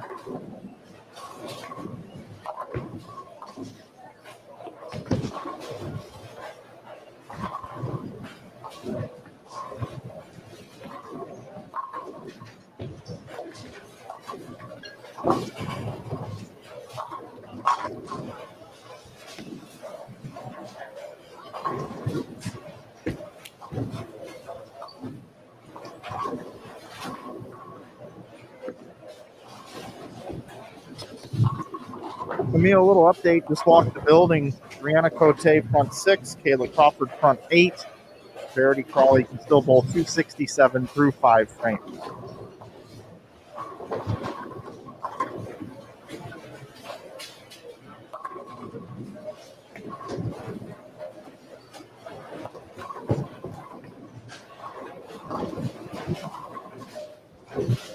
It looks like we got to switch out of here. So let's just move over here. Apologize for a little bit of buffering issues we're having here today. Got a lot of bandwidth being taken up here today. Doing the best we can with it. So we'll continue to fine tune that throughout the rest of this squad, as well as continuing coverage here all weekend.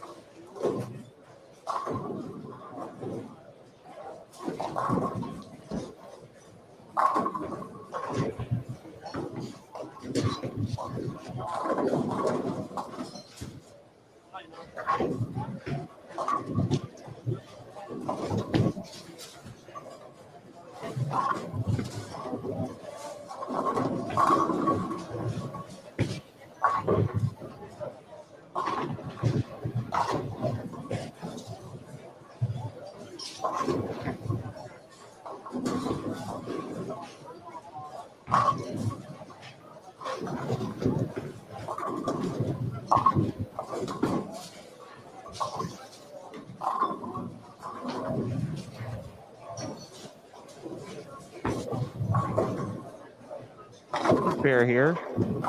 Cross, Ashley Galante, Julia Bond, Haley Richard. Earlier on this pair, Haley Richard, and she carried somehow some weird, almost like the 1-7-10 fell in some weird late situations. It's odd, but she struck.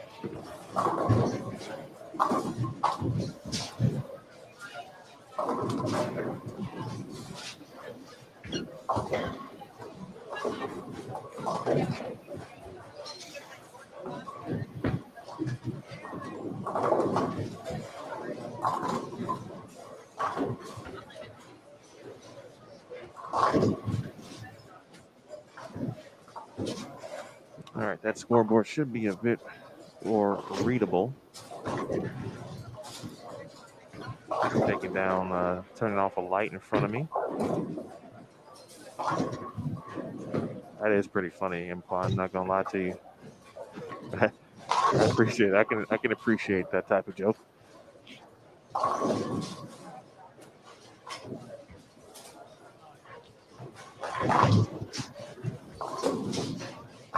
It's like Kayla Crawford's run is complete.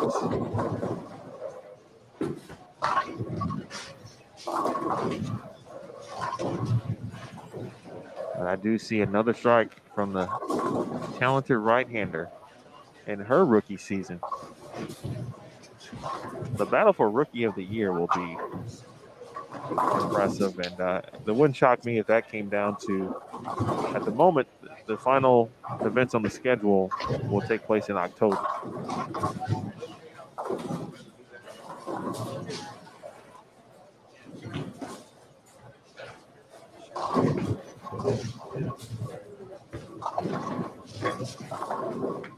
When you look at right now, and these are just names after talking with thoughts of Brianna Clemmer and Taylor Bailey and Caitlin Johnson last night, just about how their seasons were going to this point. And then we started talking about, the additional rookies.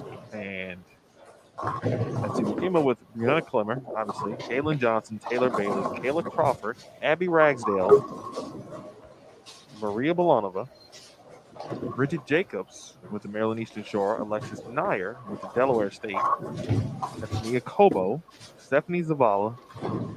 I had to double check on Kara Mangiola's status, but I believe she is considered a rookie. And if Courtney Ermish continues to compete for the rest of the season, she's had some early success already. And all of those names, every last one of them, has had some level of success at the collegiate level.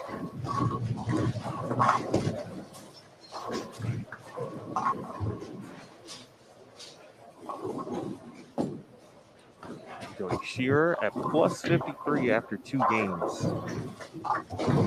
Former Rookie of the Year on this tour. Melissa Kammerer, I believe she spent a little time, I may be wrong, a little time at Wichita State. Here's back. Dasha Kovalova also on this pair. She'll be up in just a second. Max score looking at 206 for Dasha, already a champion this year. A little update from the field here, Emil. I've got nothing but bad news to report on the excitement level of things. No 300s this game, possible. And Verity Crawley cannot bowl 800. She cannot mathematically get there. Best she can do, I believe, is 225. That's tough to do, man. Crossing pairs, going from 35 and 36 down to 5 and 6 on the cross, go all the way to the end of the opposite end of the building. I think the thing that needs to be said too is, you hear a lot of times when you go into centers that are larger size centers, and each bay plays differently. That's what the ball reps like to say, or the players. So this bay or this end plays tighter. This end is higher scoring. And the reason why those things happen has to do with the depression on the lane, with the amount of play that happens. Because what ends up going on is a bowling center will put their open play kind of in the same spot day in and day out. So if you and I were to come in here and we lived here, and we got the same counter person every day. They want to keep the people close to them in case there's an issue. They don't have to walk as far, right? So the desk here is located behind lane 17 and 18. So I would imagine a majority of the play here is 1 through 22 with a high amount of play happening between lanes 11 and 22. That's just what happens in bowling centers. So then what that means is there's not as much traffic to the right and to the left of that, especially way down on the high end. So I would imagine, if Verity bowled really well on 35 and 36, making the flip down to 5 and 6, it's going to play quite differently. Usually. That's what we mean when we talk about different bays or going from one end to another and how it can be a challenge. Not always is that the case, but I would say more times than not, 51% or more times you make a flip like that, you're going to run into something that's not the same of what you just came off of. Yeah, that's a great explanation, and something when I started to really learn and understand some of the things that affect play, those invisible variables that do not include lane conditions, but different things like that. Pair to pairs, obviously topography, where the doors are. You mentioned the front desk, but where's the doors? Are there doors on each side of the building? Generally speaking, most of the time, yes, for some bowling centers. If there's a door or an entrance down on 1 and 2 and 35 and 36, those pairs might play different.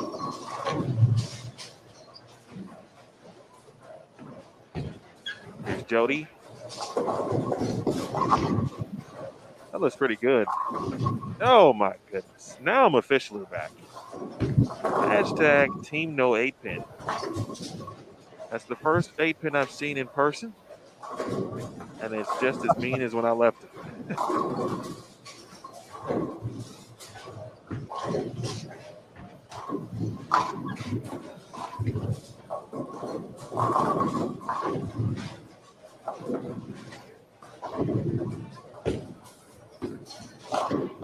That was a not a good hit for many reasons for Jody. I mentioned she was at plus 53. She carries there. She had a chance to get to 2-0. I think about 6 players are going to bowl 700 for their first 3 games. One of those players is going to be Stephanie Johnson, who I highlighted earlier. Trying to build some momentum. Just missed the show. Was the first player off the show last week. Finished 5th. Opened up with games of 234 and 244. And she follows that up with 242.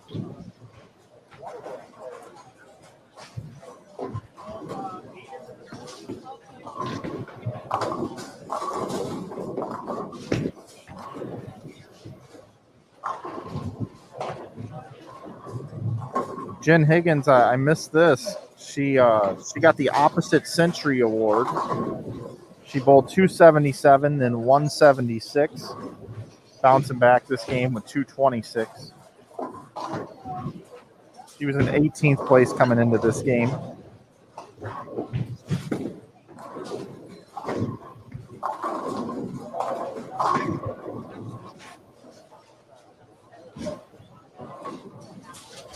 I had a thought, and it's left my mind. I think it was about Steph.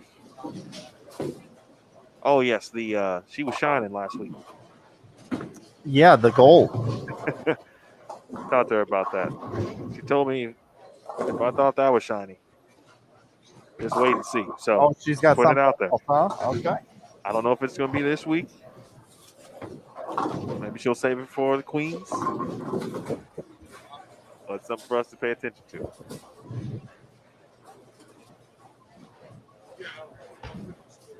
I want to take a moment to just recognize Gloria and anyone else who has had to juggle a lot of things regarding virtual school, working from home, we've all had to do some level of that. So, and as someone who now has 2 kids, I just immediately gravitated to Gloria's chat post right there and said, okay, I feel you, Gloria. Minus the COVID part. I hope everyone is well and nothing comes of that part, certainly.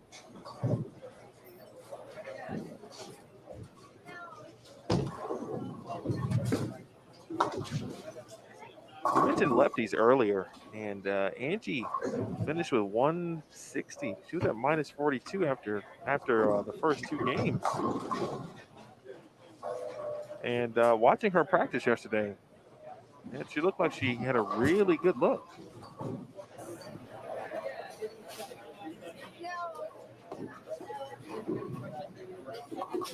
Yeah, I thought the left side looked good in practice yesterday from just the few practice shots I got to see. Lindsay Boomershine here with another good game going. 252 is her max score. Nice shot. Little left to right through the front part of the lane. Tossing around, I want to say that's somewhere around 12 or 13. Getting it out to about 9 from what I can see from my vantage point.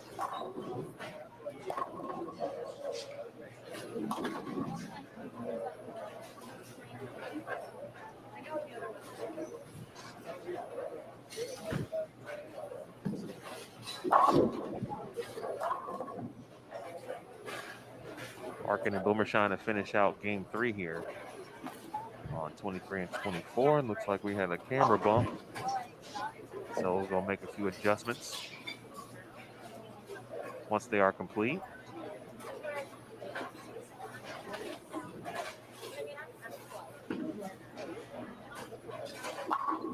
Good shot there from Missy. 204. And a fill shot upcoming for Lindsay Boomershine. And it's a good place for that. 250 for Lindsay Boomershine. And so for Lindsay, here comes the boom, Boomershine. 210, 278, 250.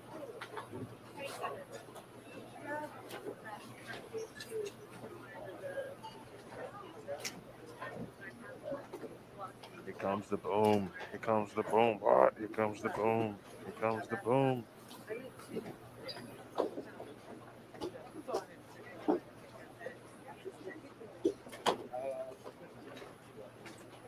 And here comes game 4.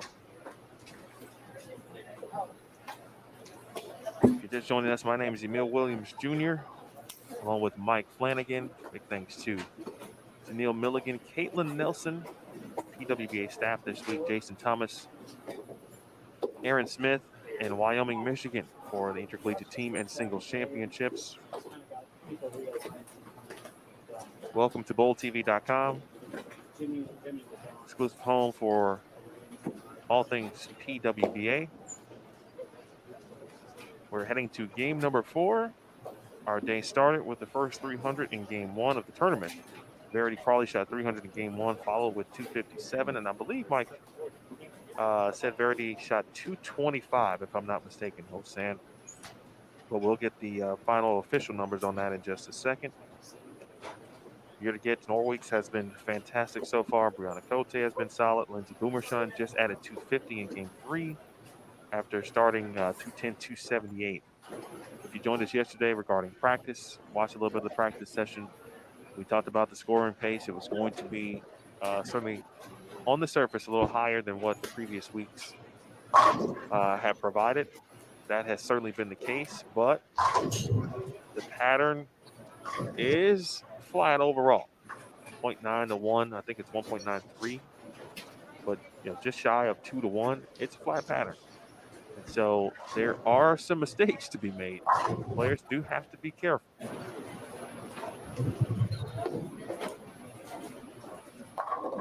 It's a pleasure to be here with you. First time for me. And I've been on Bowl TV since March 9th, 2020. Why I have the exact date? Actually, that's not true. It was the weekend, but it's probably like 7th and The last event I did on a Bowl TV scale was the HBCU Invitational Tournament held by TMBA, and then COVID hit. And then we did a lot of other stuff, podcasts, PWBA podcasts, Inside the OC. Many of you watched and saw a lot of those cool things that we did. Then some additional things happened, and then a lot of time goes by. And here I am, back with you for the first time in a long time. Before today, the last PWBA event I was at was the PWBA Providence, Rhode Island Regional Tournament in February of 2020.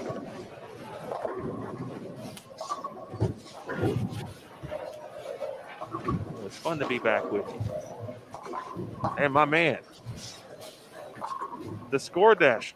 Yep, we got a Score Dash delivery. Just We got to make sure we here. keep Rick's rating up. He gets 5 stars. Yeah, we just got Rick a 5-star rating. I reviewed him already, gave him a $3 tip. All right, speaking of standings, as wanted, here we go. Brianna Cote now in the lead. Wow, 234, 268, 279 for Brianna Cote. 781 for the first 3 games. She is now your leader. Verity Crawley. I misspoke earlier, Hosan. I thought it was 220. It was 214. Nonetheless, she shoots 771 for the first 3. She is in second. You're going to get Norway's 741, 261, 256, 224. Lindsay Boomershine, 210, 278, 250 for 738 for 4 games. Jordan Richard is 5th at plus 133.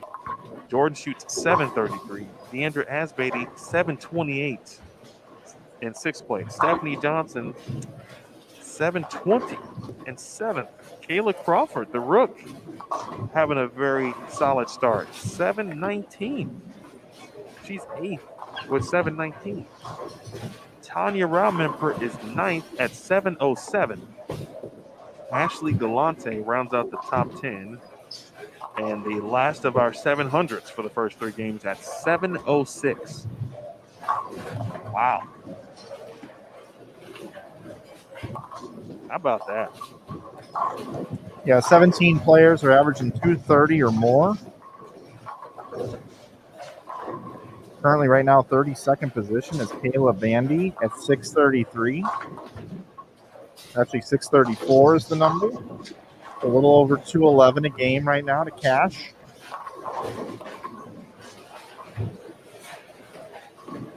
$53 of the 75 players are at even or better.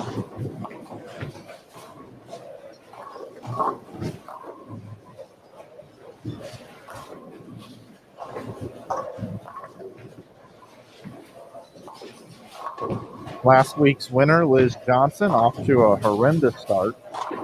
185, 201, 143.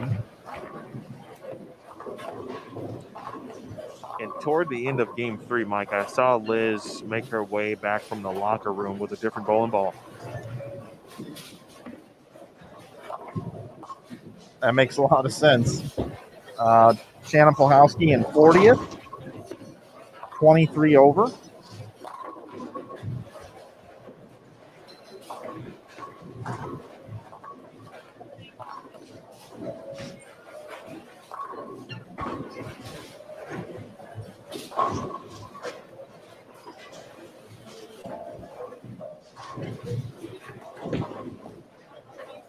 Lauren Pate with 279 the 3rd game. Aaron McCarthy starting to catch a little bit of fire, 258.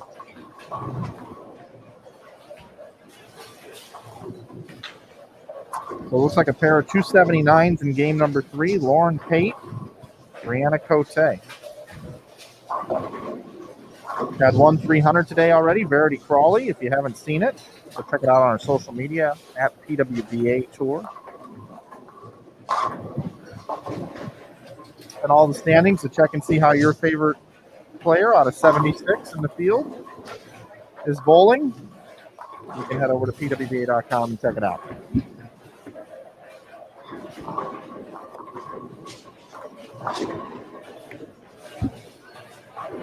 Who are we looking at, Mike?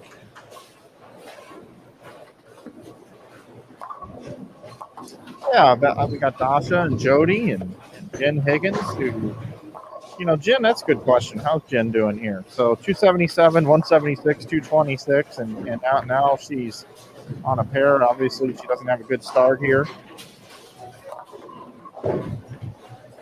And Carly here, and then over on the right side, you got Haley Richard, as you mentioned before. This is her first stop of the season. Melissa Camera, Ashley Galante, Julia Bond. Julia Bond, speaking of Julia, 44th position, 184, 215, 218, just kind of grinding along out there.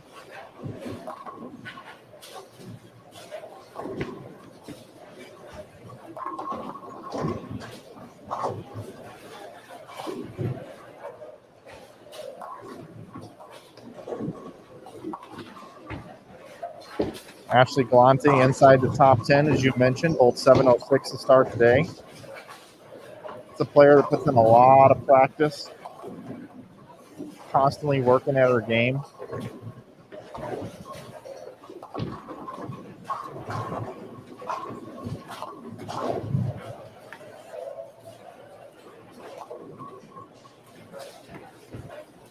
Yeah, Ashley is, I would say over the last few years, and a lot of the players have really bring the fans into their practice regimens and their processes in that regard. And Ashley is always out and about, always in the Bowling Center, trying to figure things out. And she's been a player who has continued to see improvement year after year as well, and trying to kind of get over that hump. Before it was just about, all right, can I make the top 32? And then started to kind of figure that out. And then it was about, all right, can we make the top 12? And so each step along the way.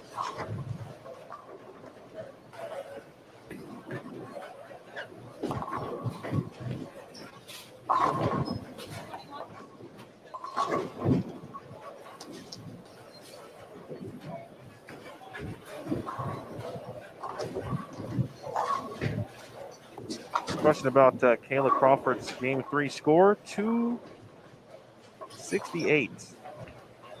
268 for Kayla. She is currently in 8th place after 3 games. 719 for the first 3.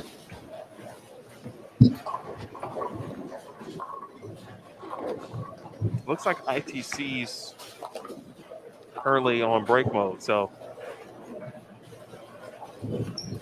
we've got your full attention for a little bit.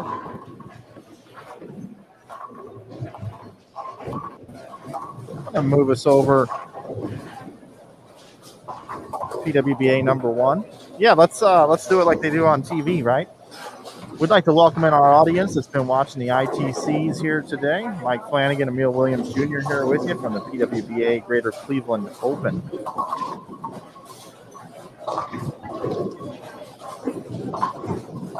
It's been fun, high scoring, and not to say that. Oh, wow!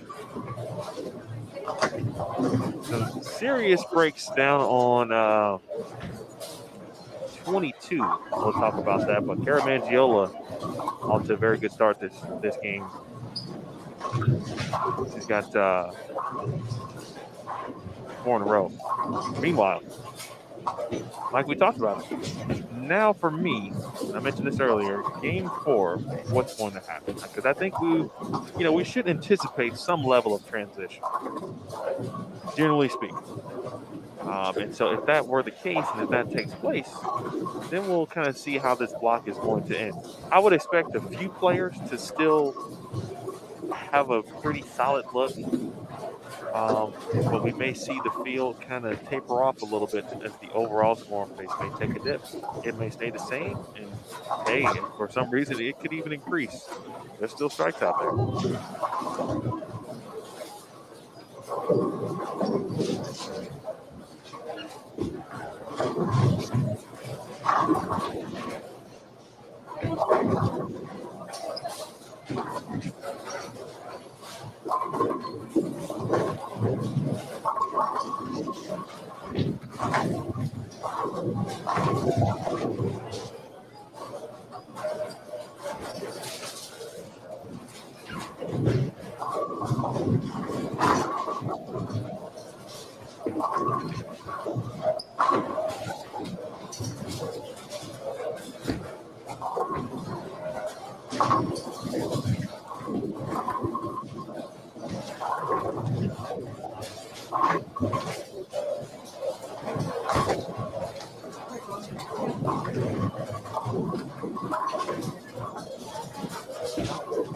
If you are just joining us as well, we briefly mentioned this, and again, apologies on.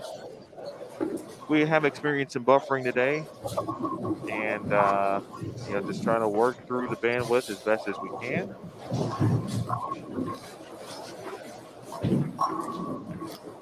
Yeah, you look at this pair over here on the left, Emil, right? So not on the right, but on the left. Aaron McCarthy plus 66. Brianna Klimmer plus 62. Amanda Vermillion plus 72. And Alana here is struggling a bit, but 3 players on the same pair around the same number, right? So it's random crosses out here on the PWBA tour, and when you can get on a pair with a few ladies that kind of attack them in the same zones as you, or at least play the same area a little bit, you have an opportunity there to have what they call a good cross, which allows you to communicate a little bit with each other throughout the day and throughout the evening. And not that there's a ton of coaching amongst each other, but there is a little bit, So you move to another pair. Hey, I heard this pair was just a little bit tighter. Is that what you're hearing? Yeah, my rep confirmed that as well. Okay. On the right lane only. Yep, that's what I got too. Okay, cool. Let's have a good game here. Good luck. Right? Those types of conversations can really help you with lane transition and guessing on moves. And then you watch that player that you just had that conversation with go up and throw a strike, and then you look at her and go, 2 and 1? Yeah, 2 and 1. No, I moved 4 and 2. Oh, okay, good to know. And then the next thing you know, you see 3 or 4 players, sometimes 2 on the same pair, both bowl 240 together. And then you might see them go to another pair, and they all bowl 180 because they're sharing information. So when you look at this pair right now, Brianna, Aaron, and Amanda's, who we're really going to focus in on here, they're bowling good as a collective unit.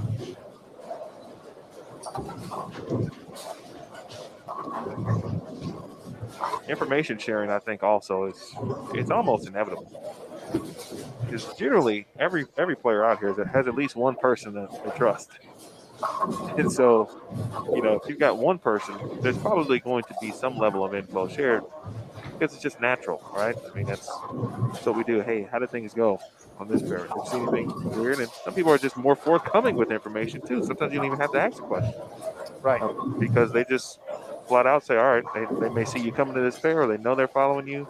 Hey, 28s, maybe a little 2 and 1, We talked about this at length too, but a lot of these ladies like to journal, and they have their notes from their journal from when they were here the last time, knowing what pairs do, what balls matched up well, when they ran into trouble, what fixed the problem. A troubleshooting log, so to speak, written down on loose leaf paper. Binded in amongst a 3-ring. Oh yeah, apparatus. Trapper keeper for me. With a big red Ferrari on the front of it. I heard you mention that. I don't remember what tournament it was, but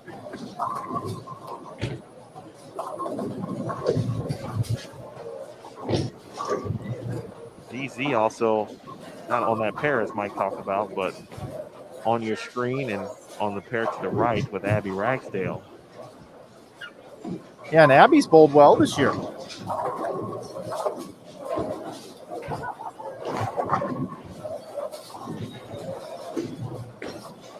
And it could just be me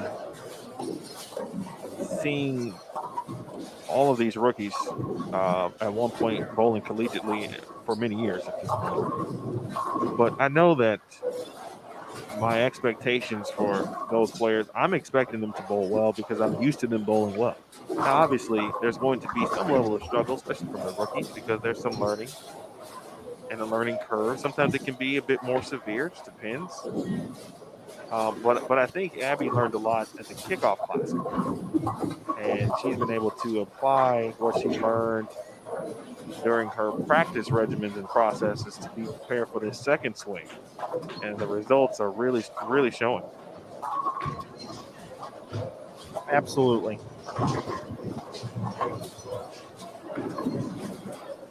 That's a really good sign of, for every player. There's going to be struggles. It's just what you do with those struggles, what you do learn from them. There is something to learn. What you take away from it, sometimes you just throw it all away. Honestly, there could be those tournaments. I've heard in other sports, right? Somebody got blown out so bad, there's no need to even watch the film. Just don't even look at it. Just start over on Monday and practice. But you got to just be real with yourself.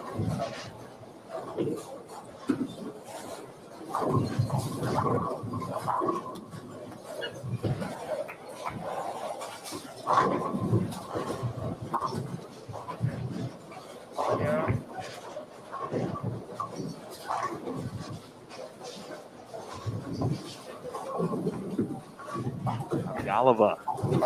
Ooh. Boy, that looked like DZ to me right there. That was an excellent shot. Hey, Roland, hope all is well. Roland, we'll drop that in there for you, but that info tab is available as well, just as a quick update. So if you click to the right of the chat, you'll see the chat icon, and then you'll see the info icon to the right. It brings up everything we need, links, schedule, times, etc. And then the qualifying round one, of course, is right there. Carolyn Doran Ballard has the front 8 down on lanes 11 and 12. I'm going to make my way down there and see what I can capture. I'll also take a look at what's going on around the rest of the center. Well, we talked about Carolyn. We talked about CDB yesterday during practice. Many of you said, hey, that's a lot for caching.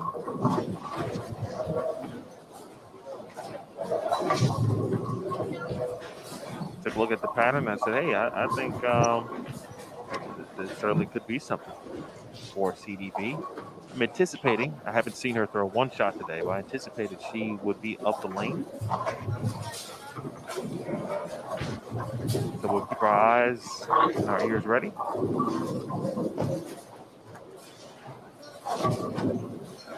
I got to talk to Summer Jasmine when I get an opportunity. Seems like she has had a solid start to the season. Hopefully she can turn that around. Maria Jose Rodriguez has the front 7 on 19 and 20.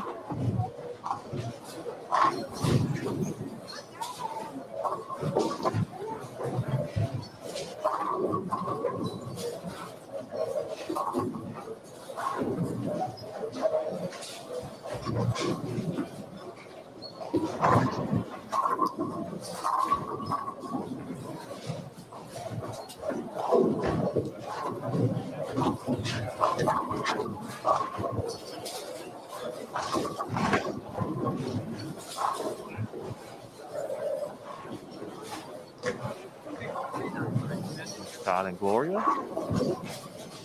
Stephanie Johnson is still on to a really good start here as well. Again, Steph plus 120 after 3 games for Maria, who is plus 24. Trying to make a big jump.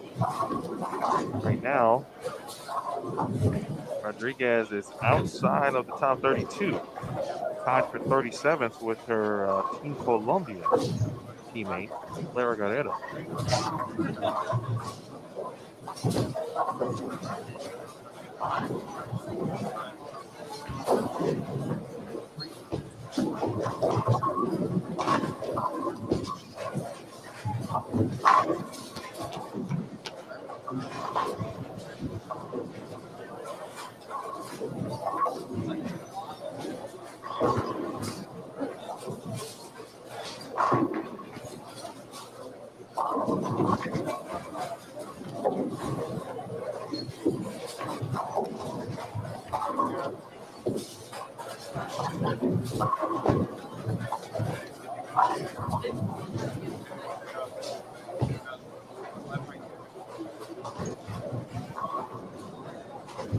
Let's see.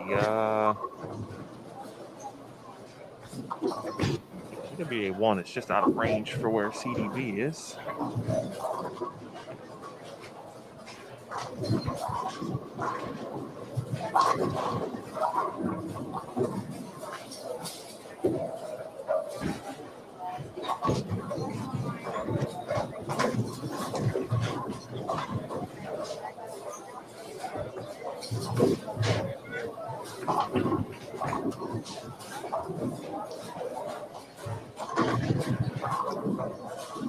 And I see some numbers pop up, so not sure what CDB has left, but the run is over at the moment, at least for this game. CDB right now is 34th after 3 games at plus 31.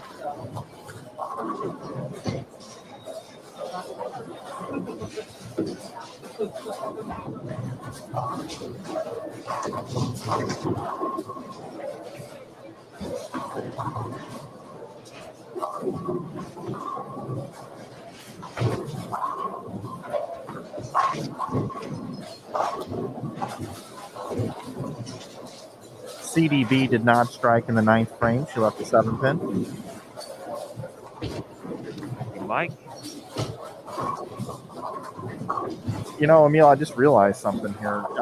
We got great proprietors here. And I've been looking at Aaron, the proprietor here. I've just been looking at this guy for the last 2 days because I'm like, who does he remind me of?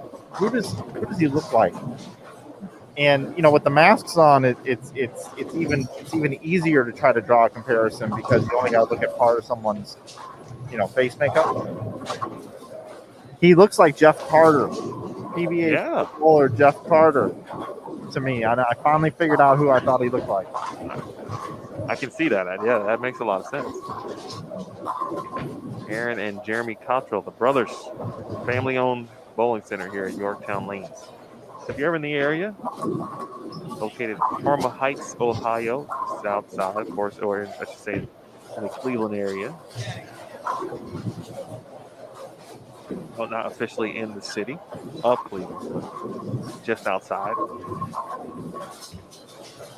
This was one of the host centers for Junior Gold. Yeah, sure was.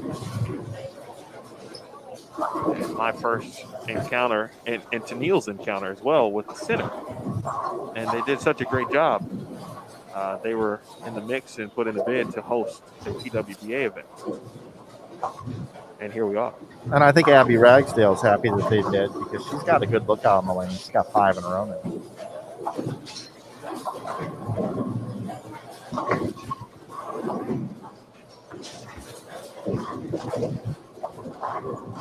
And indeed, front 9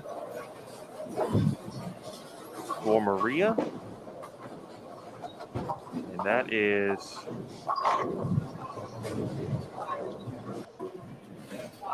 PWBA 2.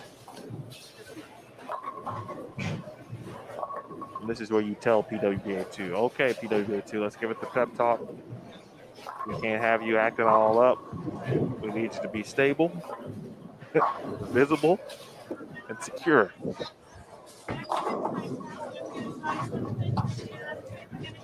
And now here on the main feed as well.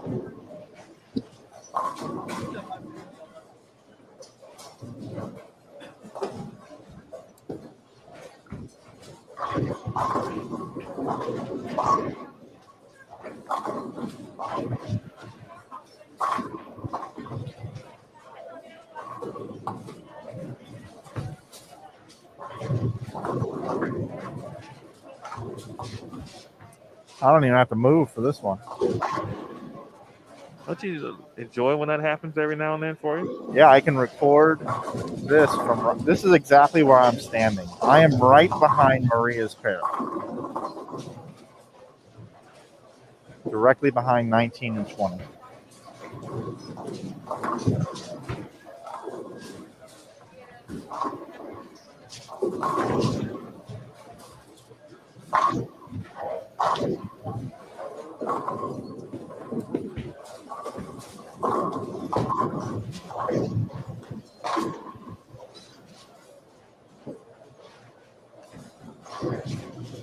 Hey, Jay. My guy, Jay. Jay Werner. In honest to God, Jay, I just can't call you Jay Werner. You're Jay Carbone, guy. You just are, because that's just how I know you. And you're just always going to be that. But I hope to see you again at some point, my friend, in the future. I appreciate you tuning in, and thank you for your support. Folks, you want to talk about super fans? We've developed several over the years, a PWBA competition. But I think we had to classify Jay and Noel, his great friend and ours, as kind of the first super fans of PWBA, because they just started showing up at various events. And they were hanging out and being cool and doing great stuff. We appreciate that. We talked about lefties earlier and Angie. But a much better game, clean game here in game 4, and she's going to be in the 220s.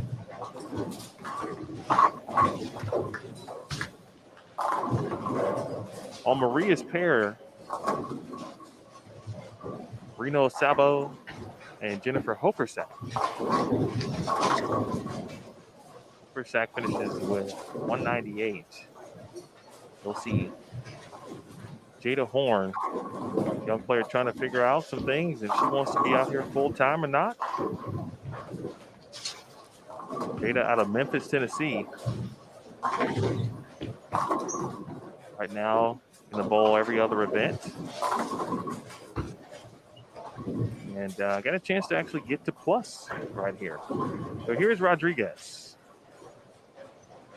Maria looking for the front 10 here on Bowl TV. Bang.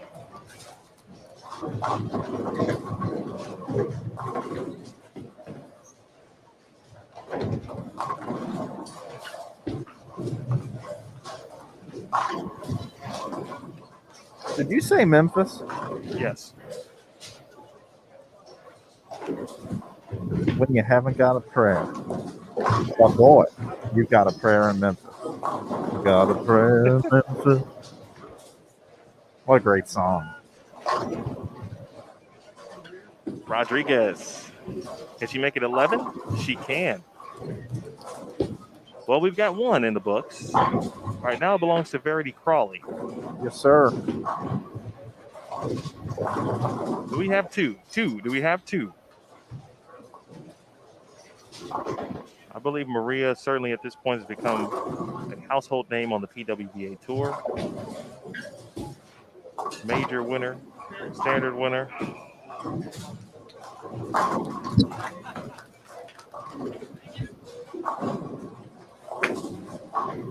And right now, getting tied for 37th at plus 24.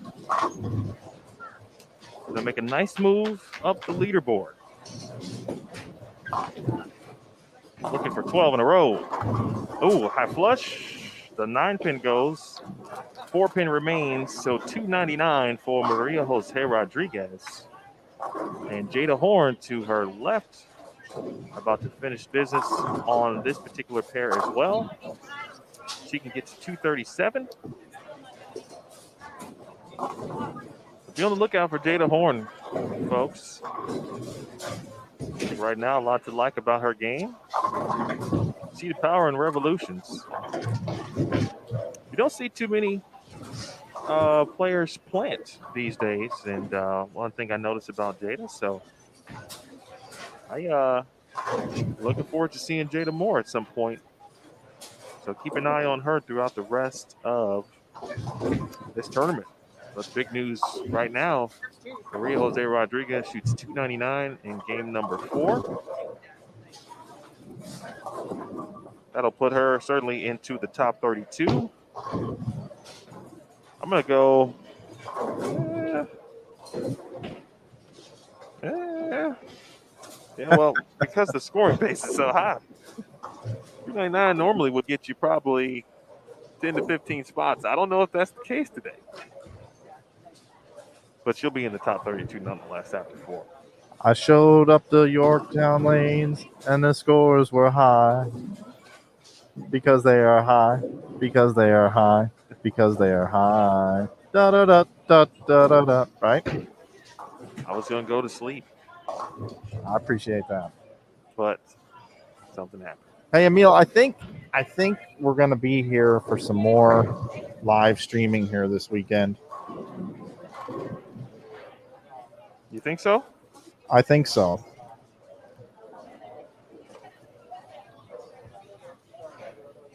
And I was going to pop this up here on the screen.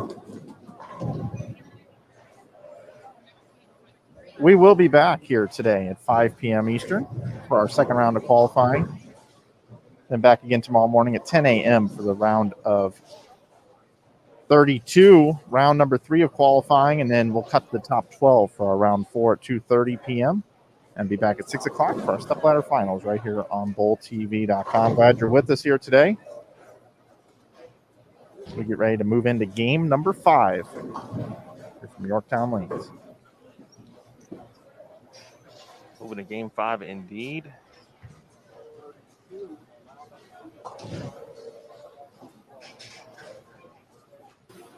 Yeah, it's went up from less than a penny to almost 10 cents in the past 3 weeks. I missed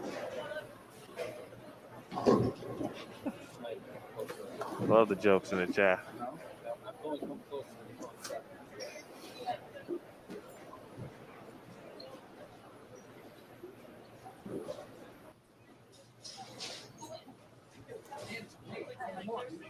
All right, so making some changes, of course, at the moment, updating some things while we have a chance.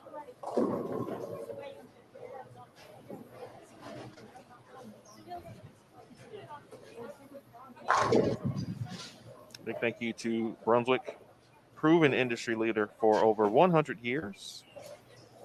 For more information, be sure to check out www.brunswickbowling.com. Again, that is www.brunswickbowling.com.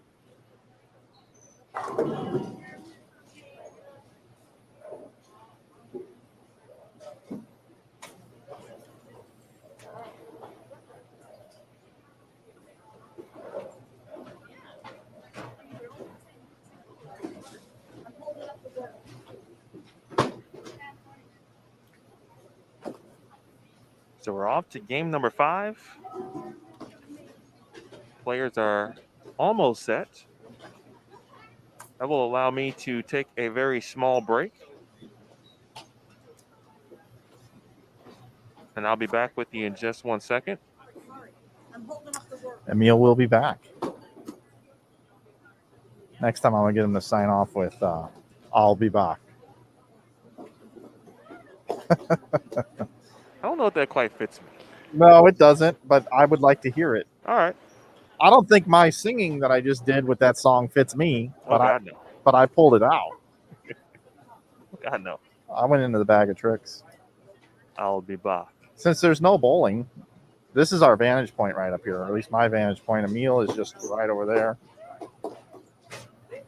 And it's a good shot here at Yorktown Lanes. See Verity Crawley just walked behind me. She's going to be lanes 17 and 18 right here.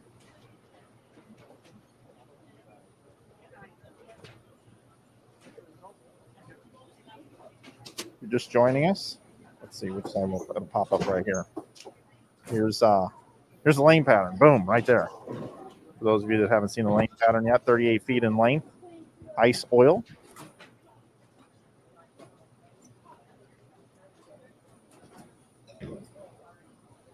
All right, let's see where we're going to head out to.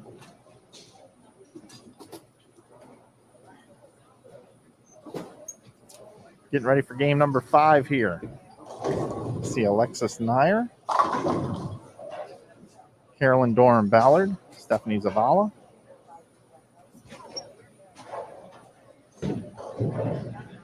Michelle Ayler, along with Taylor Bailey, Shannon Plahowski, Daria Payok, and Ashlyn Hoyt. Carolyn Doran Ballard with a nice game last game. She had the front 8. I don't know what she finished with, but she's now at plus 100. Stephanie Zavala, plus 95. Alexis Nair, plus 32. And Michaela Euler, plus 53. So all players plus on the left side of your screen. Over to the right, we get a look at Taylor Bailey, who's plus 106. She cashed last week. Shannon Plahowski at plus 39. Daria Payok at plus 37. And Ashlyn struggling a little bit, but we've got 7 of 8 players plus for you here in game number 5 as we get started.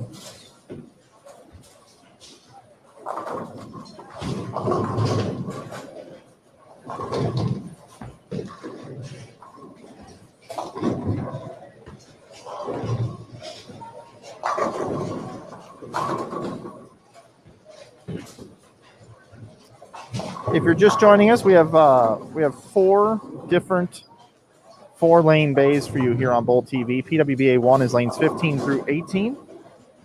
PWBA 2 is lanes 19 through 22.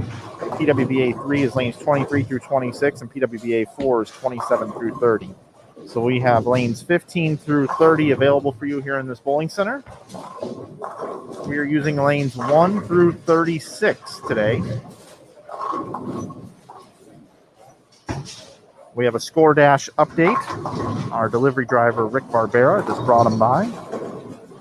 And your tournament leader is still Brianna Cote.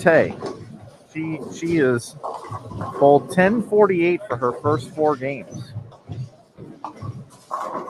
Pretty incredible scoring pace here this morning by Brianna Cote. She's bowled games at 234, 268, 279, and 267. Deandra Asbeatty, after opening up with 202, has now moved into second by bowling games with 278, 248, and 276 to follow that up. She is averaging 251 for her first 4 games. Verity Crawley is in third at plus 189. So Cote plus 248, Deandra plus 204. Verity Crawley plus 189. Jordan Richard now plus 179. Lindsay Boomershine in 5th at plus 170. 6th is Burgett at plus 164. Kayla Crawford at plus 146 is in 7th. Stephanie Johnson in 8th at plus 144. 9th is Tanya Rumpemper, and she is at plus 142. And rounding out your top 10, Erin McCarthy, plus 124. Just 1 pin back, we saw Maria Jose Rodriguez bowl 299. She is in 11th. 32nd place now, your cash number through 4 games is plus 54. Melissa Kammerer. So 54 for 4 games. Puts you at 203, just over 203 a game. I'm sorry, 213. Sorry, I meant to say 213 a game. About 10 pins higher scoring pace thus far this week compared to what we saw last week.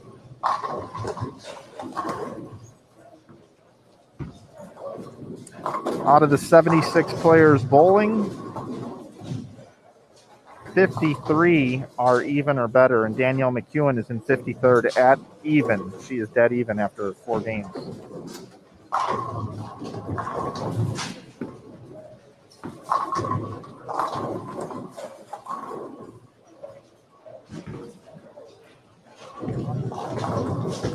Right now, a 228 average would put you inside the top 12. That's Carrie Smith at 12. Check out the scores at PWBA.com.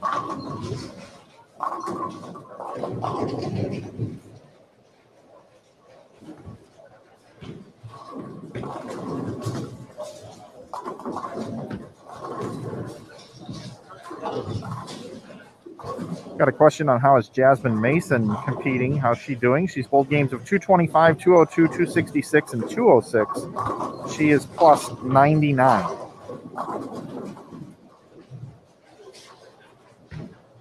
Averaging almost 225.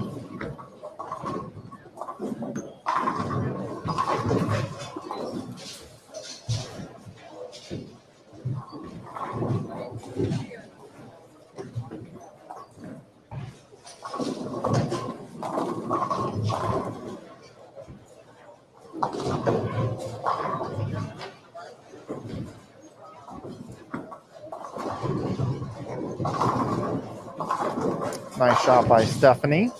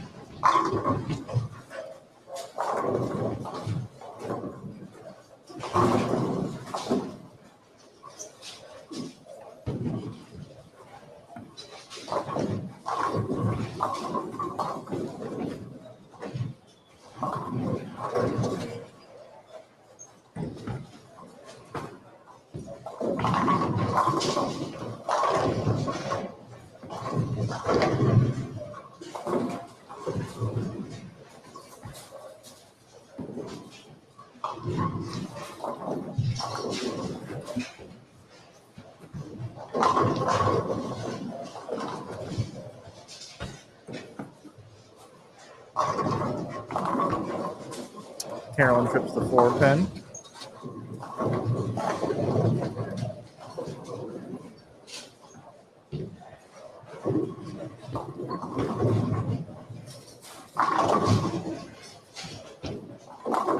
Taylor Bailey with a nice double.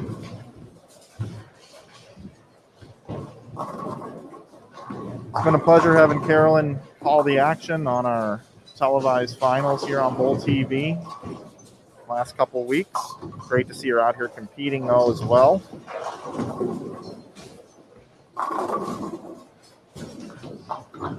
Carolyn right in the mix in 16th, 100 over.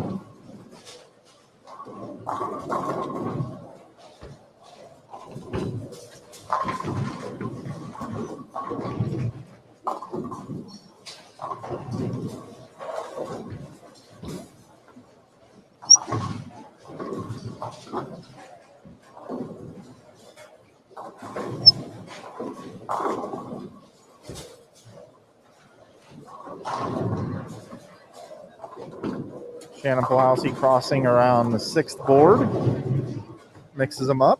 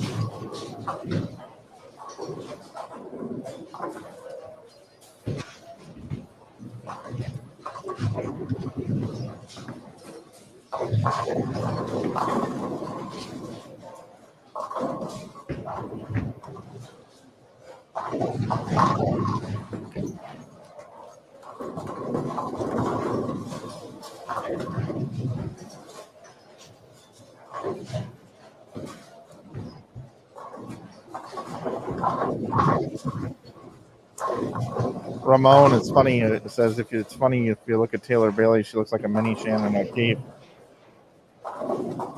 Yeah, and they definitely, they practice together. Right now, they actually live together. Went to McKendree, but Taylor Bailey came to McKendree. Obviously it got better when she went there, but she already kind of bowled like her. It wasn't like they made her a clone just to make her a clone. But yeah, you're right. And Shannon's on the record saying if she could throw it just like anybody, she wishes she could throw it like Taylor. Like she loves the way Taylor bowls. So good catch there, Ramon. I'm enjoying watching Carolyn Doran Ballard bowl as well. It's a nice shot she just threw. Shannon Polhowski and Carolyn Doran Ballard. I'll put it to you guys in the chat. I like to run these games and stuff here. You got Carolyn Doran Ballard and you got Shannon Polhowski. They both have 279 and 280 max score. Who will bowl the higher game this game? Will it be CDB or will it be Shannon Polhowski?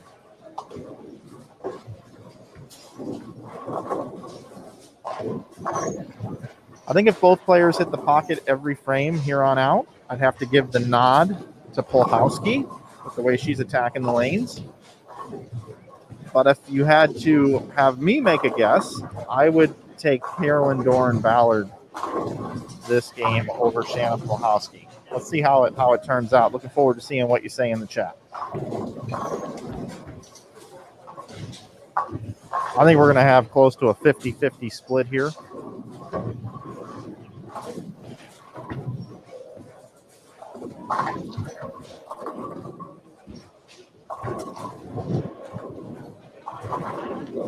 Oh, don't let that shot influence your decision, folks. I'm telling you, like I said, if Shannon hits the pocket every frame and so does CDB, Shannon will bowl a higher game. Her entry angle into the pocket and her pin action is incredible. But we've seen the last couple weeks, she did make the show last week, but about every fourth shot she doesn't throw well. It's wide of target typically.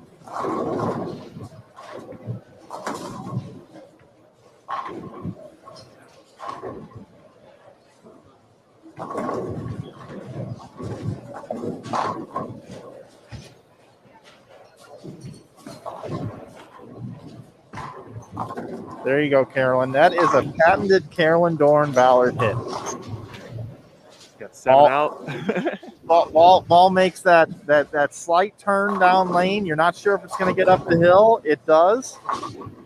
And the 4, 5, and the 7 are the last pins to fall, but there is no question that they are going to fall. They are just the last to fall. And Daria now with the triple working. No, I thought she had the best ball reaction in practice. I'm a little disappointed to see her scores already today. I know she's still just trying to get comfortable. She wasn't able to be over here practicing. She couldn't bowl Kickoff Classic, missed the first event when we came back, bowled last week, first event. But she bowled 257 the last game, so she's moving in the right direction, and she's able to string strikes on lanes 21 and 22.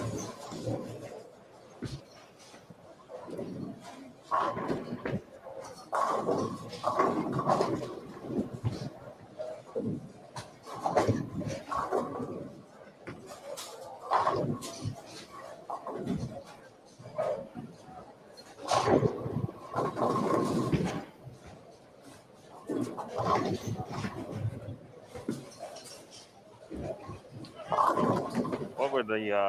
I saw a bunch of answers come through. Obviously, I couldn't tell, but yeah, it looked like I saw a lot of CDBs.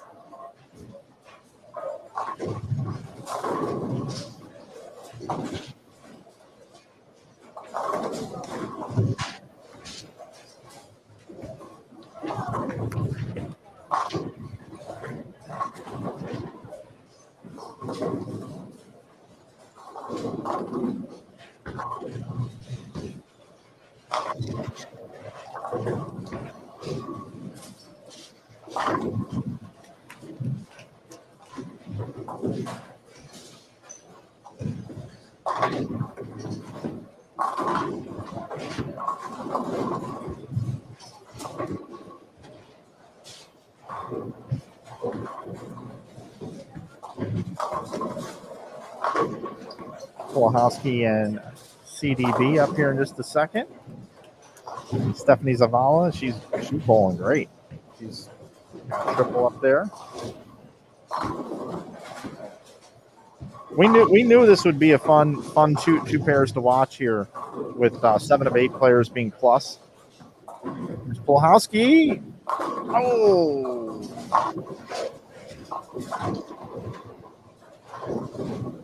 Can CDB answer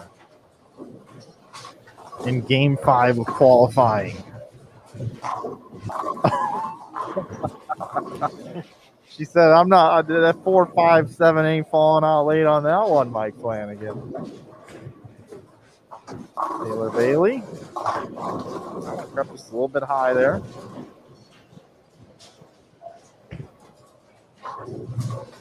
This is what I like to do, Emil. I like to create games within the game.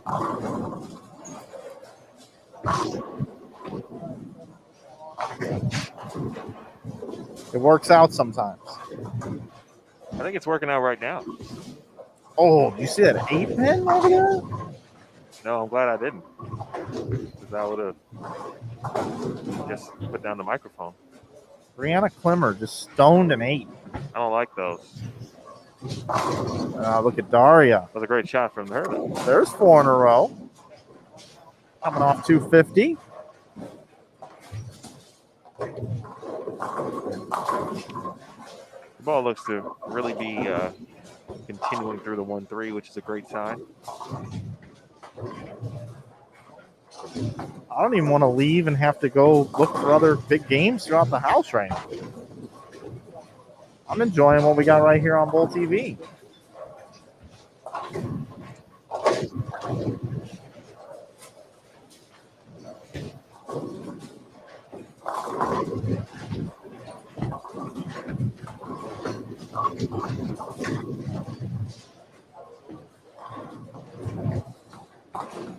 All right, Bailey gets the count. So the last time CDB was on this right lane, came in a little light. The 4, 5, 7 were the last to fall. See if she makes an adjustment to go a little more high flush. Let's see what happens. Oh, a little bit further right. Oh. All right. She knew it. You can see her kind of shaking her head. She knew that she got that one a little right at target. Off the end of the pattern. She needs to be about 2 boards left of where that ball exited the pattern at 38 feet.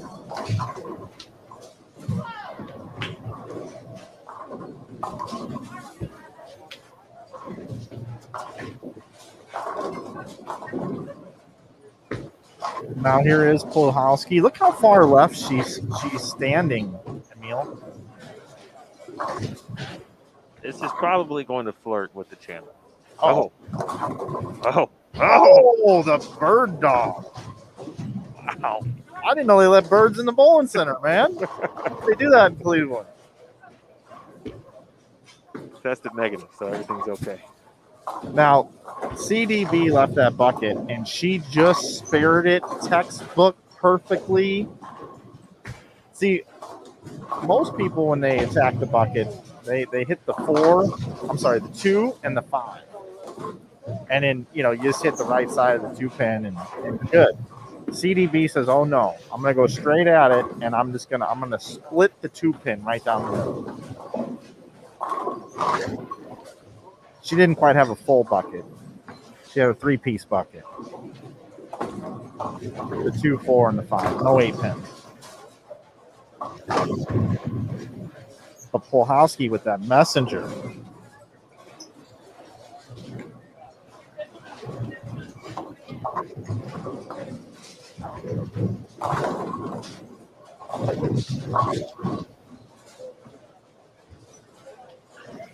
Daria with a 10 pin now.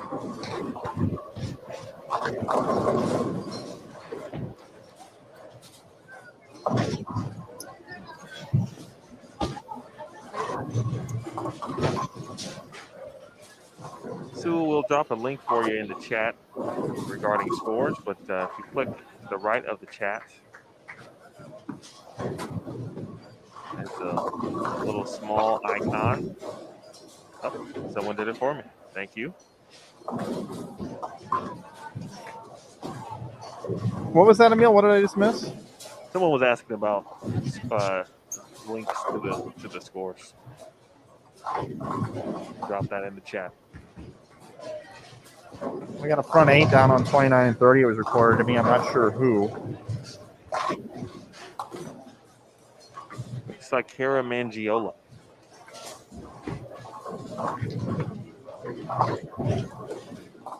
From Spencerport, New York.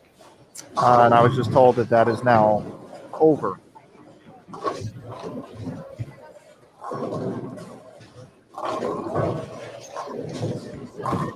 Oh, there's Shannon. Shannon's, you know, if this was like NFL Blitz or NBA Jam, she's heating up. Oh, no doubt. Oh! She might be on fire. I think she is now.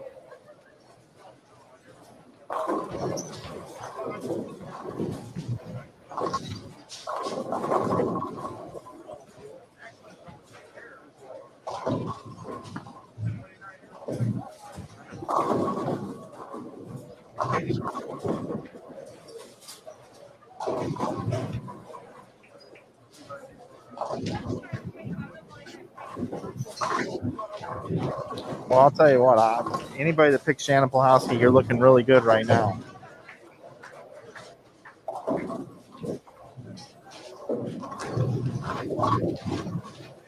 Oh, go ahead, sorry. I was just going to say, in this little game I created here, Carolyn Doran-Ballard's in a must-strike situation. Next time you come up with that, let me know so we can potentially run an official poll on Bowl TV. Yeah, are we ready to start digging into more of these features here? Yeah, we can. How about we do a giveaway next game? Sounds good to me. I believe we've got a program booklet where we can get the leader of this squad to autograph it. We'll do that giveaway coming up in game number 6.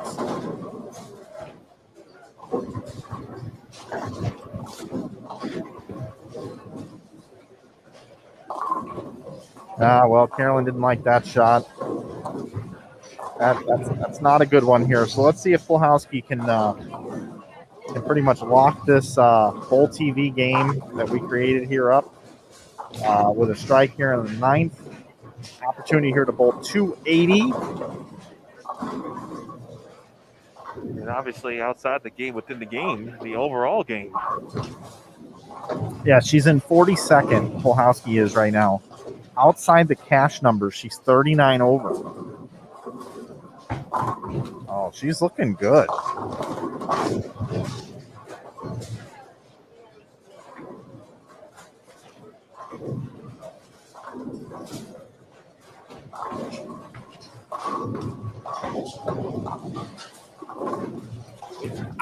There's an urban legend that Carolyn Doran-Ballard has not missed the 310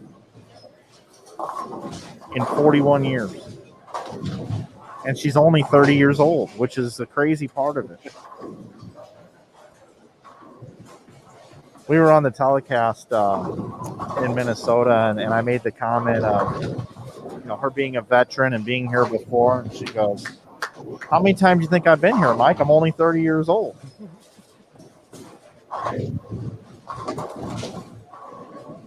I would second that.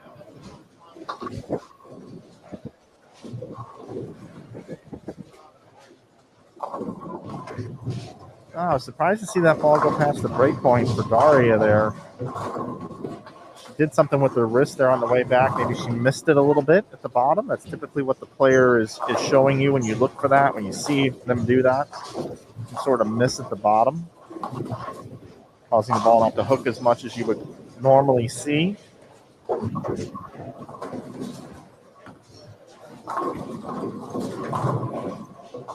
Taylor Bailey still has a 2:43 left. Carolyn trying to set it up. She can be in the 240s. Foundation frame here in the 9th.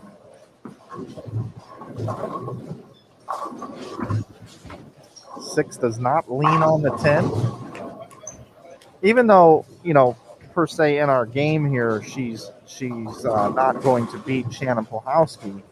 The fact of the matter is she still can be in the 230s and improve her score. Currently right now, Carolyn's in 16th. A 230 game here would certainly continue her good bowling of the day.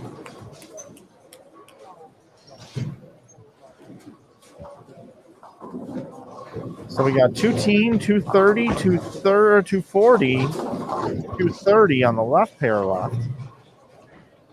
Got 230, 280, 2-teen, 190. So overall, when these games are all said and done, we're looking at about a 230 two-pair average. That's pretty good bowling here. And Mike, I know you already went through the scores. Uh-huh. I really just went through them. And I'm sure I'm just impressed by the first two names, obviously, the Brianna Cote, Deandra Asbay. Yeah. Specifically the last 3 games for each. 68, 79, 67 for Cote, 78, 48, 76 for Asbay.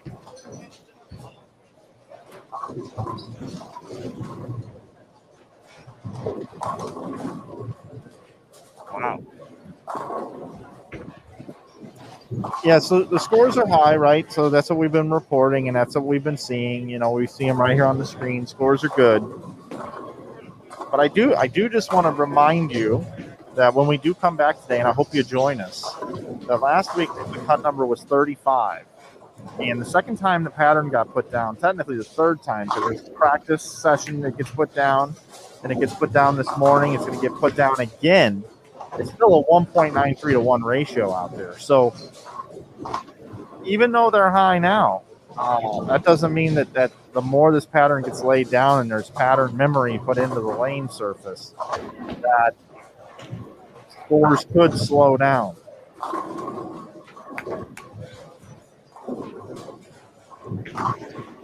No doubt about it. Each time pattern is applied, players, reps, all say it, starts to play truer and truer with each application. And then there's Shannon, 5-pin late to fall. It fell, but there was a messenger coming across in case it wasn't going to. I love her look on the lanes right now. Needless to say, she looks comfortable, but just in the overall grand scheme of it. And watching her the first couple weeks as well, I thought she really looked good. Yeah, and she's using urethane. I talk about it every week, but it's such a hot topic on the men's tour and even in league now. A lot of people go into urethane, evens your ball reaction out, makes things a lot simpler if you can use it. It's a great tool. And Shannon is the only player I've seen out here on a consistent basis with a urethane ball in her hand week to week. I was actually a little surprised in the TV final last week that she was throwing reactive. She drilled an older ball, the original Paradox, which was a track ball. She had one that she found and drilled. It had a fresh cover, and she used it in the stepladder final. Bowled a good game, just didn't bowl good enough to beat Liz Johnson, who came to play in that stepladder. That looked left to target. Great place to wrap a 7. 279 for Shannon Polhowski.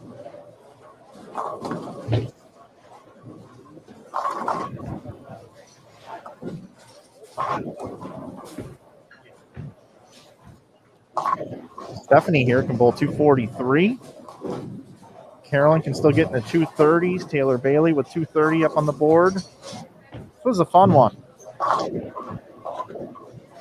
Last point on Puhalski for the moment is I think some may forget because Shannon hasn't won. She has an official PWBA title, won a major, but she hasn't won, since 2015 theoretically, which is the reboot. Correct. And I think because of that, and many players or fans who followed her have seen she's had some chances, obviously, TV, step ladder, whatever it is, but she has put herself in position on many occasions. I'd have to go back and do the math, but I'd have to think she's in the top 5 of championship appearances since the relaunch of this tour, to be perfectly honest. I think there was one year she had close to 9. It was an astronomical number. So it's simply about, whatever that is for her to get the W whenever that time comes.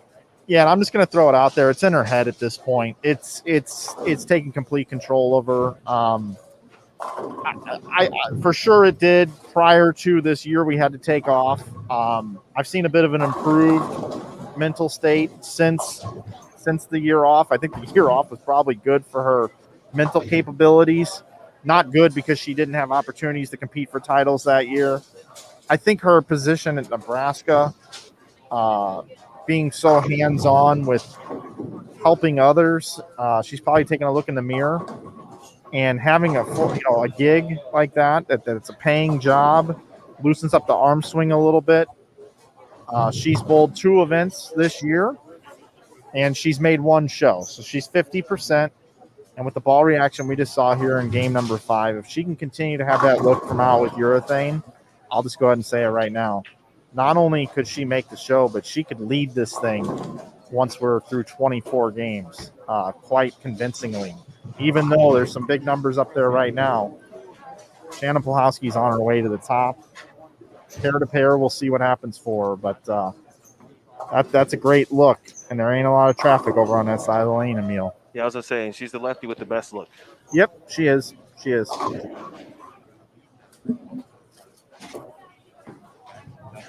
right, a few shots remaining, folks.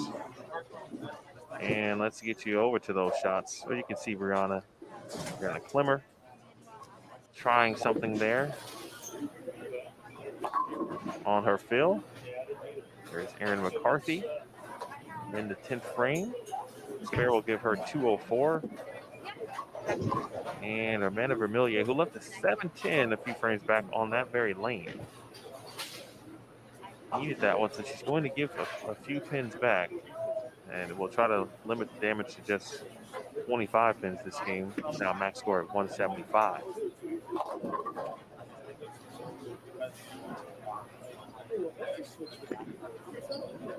By the way, to Junior for real, thank you. Appreciate it. Good to be back. Someone else mentioned that. I think it was my guy Jeffrey from earlier. Thanks, Jeff. Indeed. Don't call it a comeback.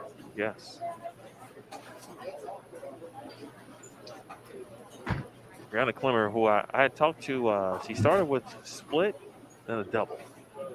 And she was feeling good. She was like, all right, I think I got it. She was coming off a couple of odd games. And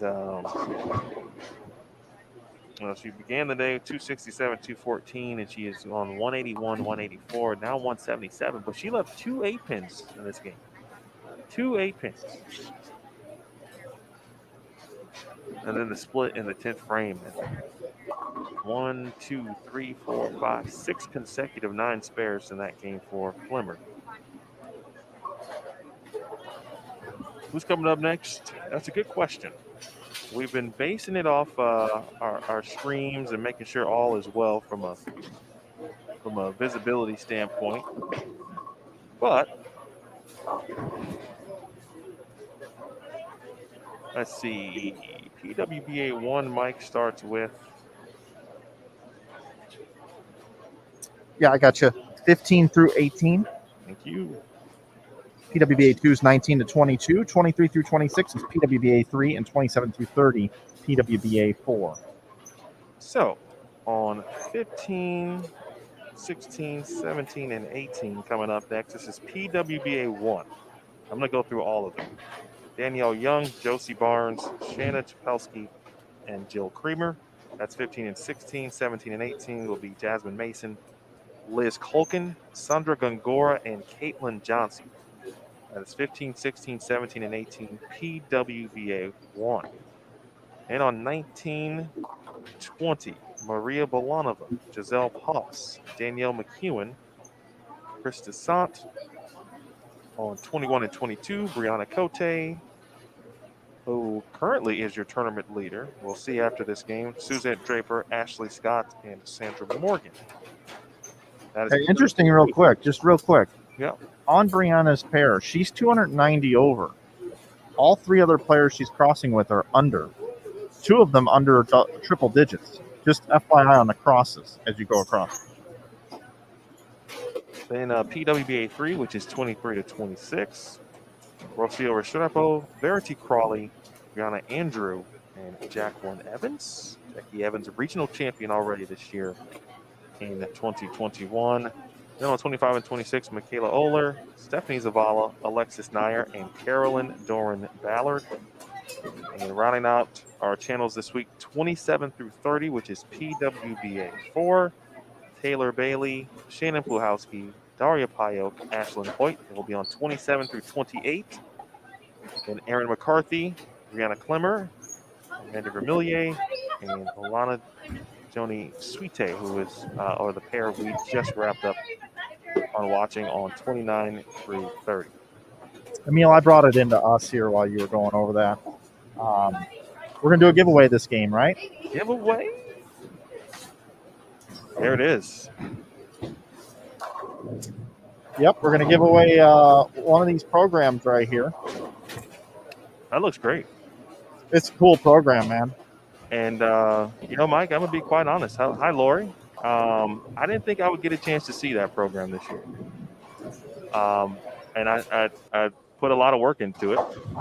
Of course, obviously, COVID happened, so we didn't get a chance to use, thank you, Rick, by the way, get a chance to use said program. We didn't even actually finish it because of the situation. So made a few changes, obviously saved some things for when the time was right. And so I literally am thrilled to see that program in person after seeing it visually. Big thanks to Kelly Willoughby, PWBA graphic designer. Works on all of the PWBA graphics, the marketing, assets, etc. Big thanks to her.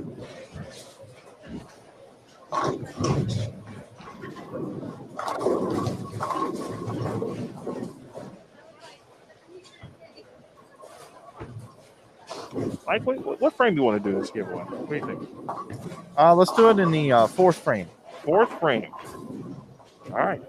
Yeah, a couple things here in the chat. One question was, how soon do they re-oil the lanes after they're done? Right away or just before they start again? They oil right away. That way, if there's any issues whatsoever, they can troubleshoot it and be good to go. So that's always going to be the rule of thumb. They oil immediately. Also had a question in here. What I think the over/under on 300 games will be this week. Well, we've got one in the books. I'm a little late to the party here, so I kind of have some inside scoop here. So let's just go one per qualifying squad, which would be 2, and then I'll do 1 tomorrow. So we'll set the over/under just to have fun. We'll set it at 2.5. Take over or under 2.5. And we have score update here. Oh, we got to swap out the game graphic on this one. It's the only one we don't have. Okay, that'll be good. All right, Emil, you wanna go over what we got score wise here? Yeah, let's look at the top 10 after 5 games.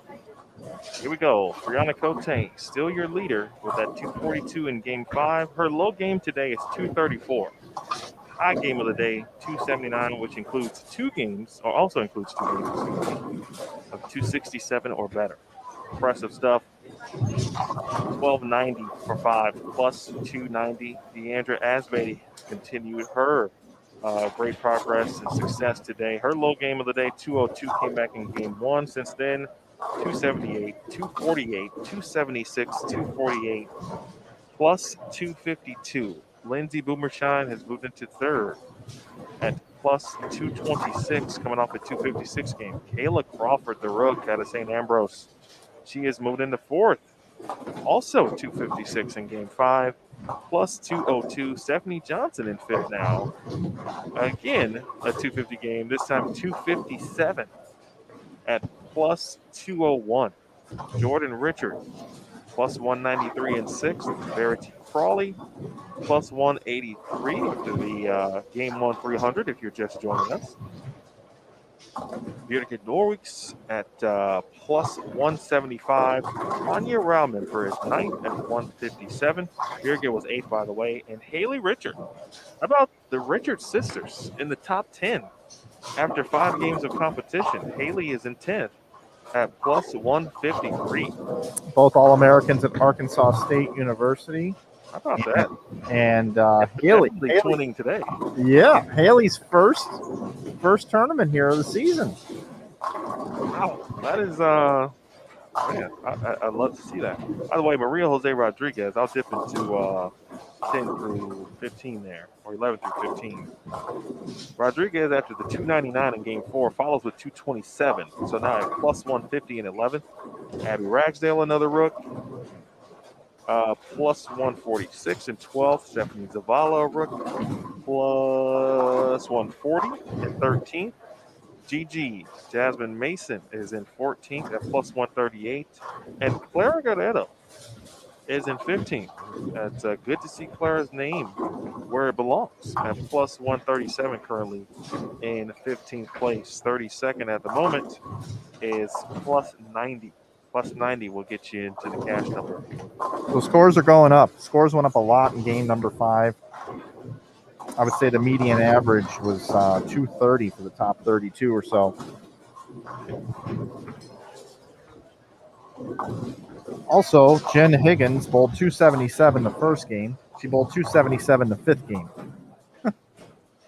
277 games. She's in 17th. And I just want to make note, your top 5 in the field, and many of them were towards the top already. Your top 5 bowlers: Brianna bowled 242, Deandra bowled 248, Lindsay Boomershine bowled 256, Kayla Crawford also a 256, Stephanie Johnson 257. So the leaders are leading, and the leaders are bowling scores. That makes it difficult to make a run at the top 4 when it's time for that. That's bad news for everybody else. Verity Crawley, the one player inside the top 10, kind of going in the wrong direction here. 300, 257, 214, 218, 194. So she only bowled about 625 her last 3 games, which the cashing pace is almost 220 a game. 660 the last 2 weeks has been numbers that can get you inside the top 5. 660 right now this week for 3 games is going to just get you in the cash. 38 feet in length oil pattern, 1.93 to 1, very flat ratio, but the outside has a look. And with the shorter pattern and playing out, you see why the scores are good, and the pin carry in this building is tremendously well, and the players don't have to play deep and send it to the right and have to create angle into the pocket by playing the center portion of the lane. They can keep their angles tighter, play towards the right, keep it right of the head pin, which will increase pin carry, and with the kickbacks and the way this bowling center characteristics are, that's why you're seeing a lot of high scores here today. And it's a trend. Last time you were here, Emil, I didn't have the privilege of being here, but you were here. You saw high scores the last time. So continuing to see that here in Cleveland. Yes, at some point today, I'll try to go back and dig up the results from that event, and maybe we could just do a little comparison. We had to go really digging deep in the crates if we can find the lane condition from that week as well, just to see, again, some overall differences. And the one thing that, or a couple things that shined in 2019, scoring pace and all of that stuff. But it started to slow down a little bit. The finals were great. Josie Barnes threw all three in the 10th to force Sherry Tan to do the exact same thing to win by 1 pin. And Tan stepped up, first shot in the 10th, stoned a 9 pin.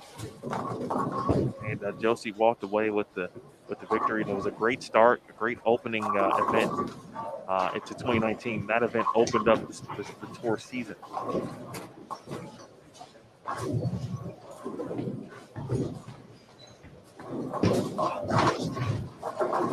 Well, good news from Kyler. We know that the mail's working, because Kyler has received the program he won. Yes. Last week. That's good because, to be quite honest, the mail's been difficult in certain parts of the country. Enjoy it, Kyler. And we will have one additional lucky winner this squad, and maybe just a few frames, actually. Giveaways, they're coming. It's on the way. Hey, KC, by the way. Good to see you in the chat, my friend. Hope all is well. And thank you very much, Sue. Sue Hess watching, and also watching ITC's daughter Megan bowls at St. Ambrose. And of course, her husband Tom is Never heard of him. work. I've never heard of Tom Hess. Doing some good work on the PBA 50 tour. He's a rook out there. Well, he's having fun, and I'm very happy for him.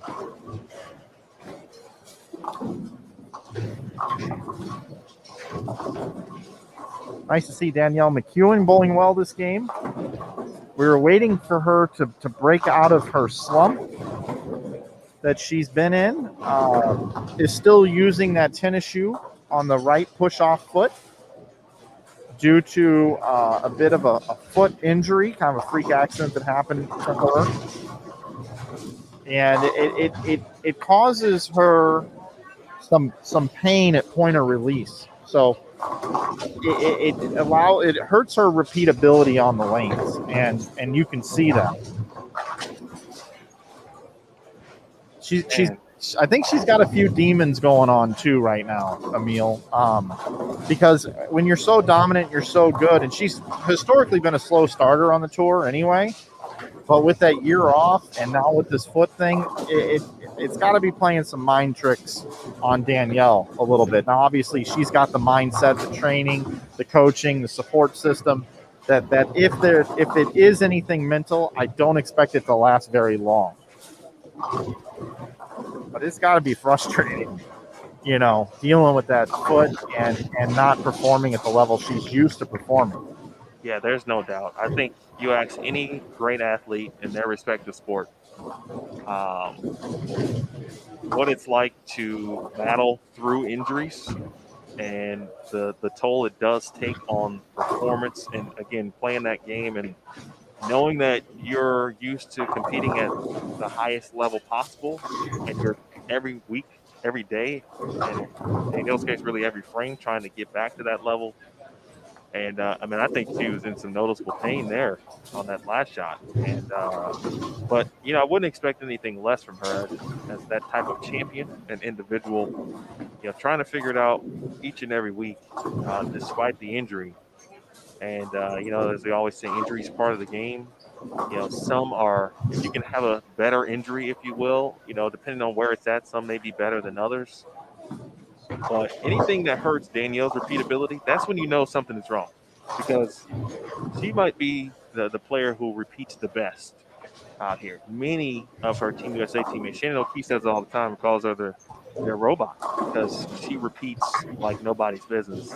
That's when you know something is actually wrong with Danielle, when she cannot. All right, Mike, you ready? Yeah, let's give away this program, buddy. Okay. Someone gave a nice note in the booth about if you're in full screen, and I believe it was to the group, essentially. If you're in full screen, to get out of full screen, that way you can see the giveaway link at the bottom so you can enter. All right. It's out there.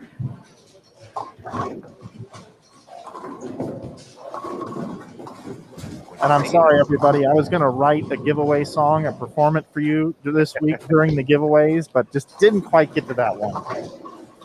It was a C-list task. Just didn't get in there. Maybe next week I'll have the song ready to go for you at the Queens. About 30 seconds left on this giveaway.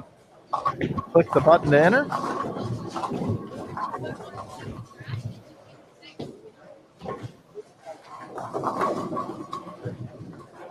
Tournament leader Brianna Cote, if you're just tuning in, right here on our live stream, lanes 21 and 22. Again, interesting that the cross she's got, that she's the only one plus on her pair.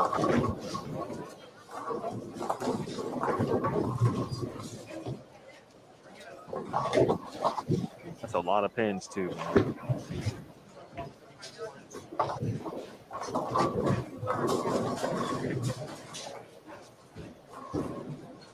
I'm sorry about that, Selwyn. I assume you've already refreshed and all of that, so I'm not even going to go down that road.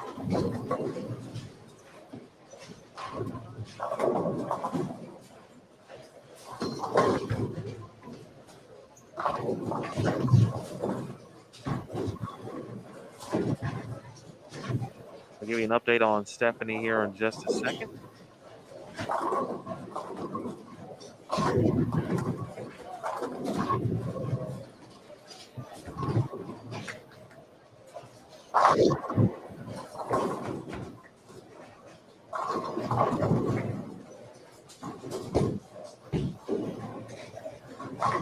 Congrats, Judy. Judy Stenhouse, longtime Bowl TV subscriber, loves bowling. Always hanging out in Florida in the nice weather. Judy. We'll get you a program, Judy. Signed by, at the moment, Brianna Cote. At the moment. Yeah, at the moment. We'll have another one of those for you this afternoon, or I should say this evening. Thanks for executing that, Emil. I still don't know how to unlock that feature. Well, it's been a little while, obviously, and some of the things in the back end have changed. I got you a cleaning cloth to knock the dust off of it. It took me a little minute, but we got. Yeah, I believe it was a microfiber towel. We've got our Bowl TV chamois up here.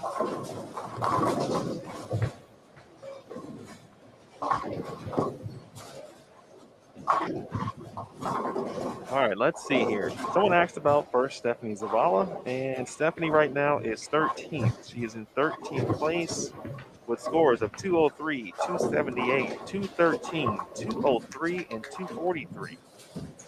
4 of her 5 game scores in with 3. I don't know what that means. Maybe you want to go out and put that on. Put some money on number 3. Maybe add it to your lottery numbers. I don't know. But she's in 13th place with a lot of 3s. Plus 140.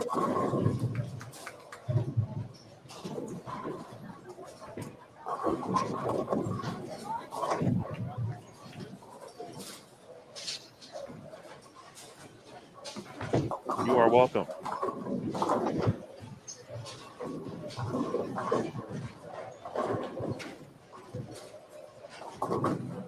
Thanks to, let's see, hello to Tabitha as well.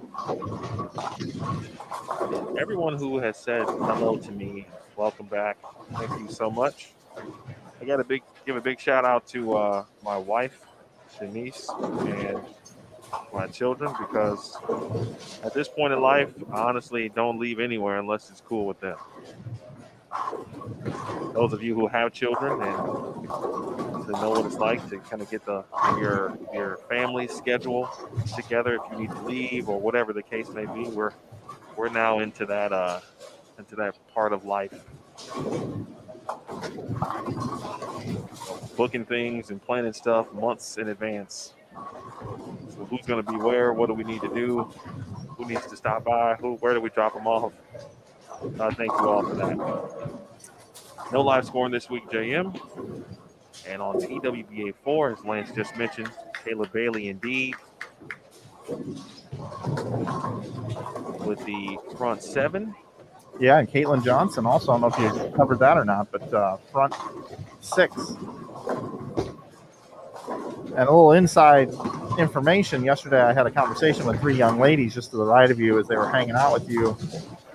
And 2 of the young ladies we were talking to, I put a challenge up to them on what they could bowl today. 2 of them this last game trying to finish strong. And Caitlin Johnson and Taylor Bailey. And now I have to look and see where they're at. Taylor's in 16th.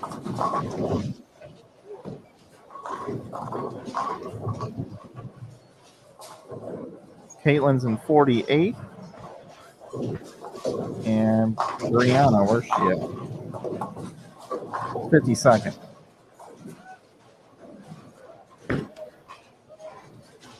Missed this when it happened, but I did check it out as we were talking in combo. I think Ashley Scott took care of either the 310, I think it was the 310 or the 3-7, I beg your pardon, or the 6-7. It was one or the other, but excellent spare conversion there.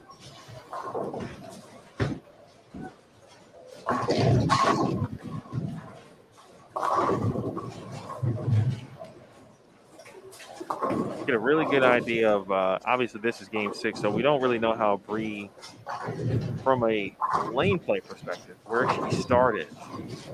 But considering where she's currently playing the lanes, and we get a chance to see that, or we just saw it, excuse me. I'd have to imagine she's moved left with her feet ever so slightly. But man, her ball's not left of what looks to be 13 maybe at the arrows. Toby, that's fantastic. First of all, congrats to you. Yeah, we'll take any tips. The main one is it seemed like was everything is planned ahead, and that's the best way to go.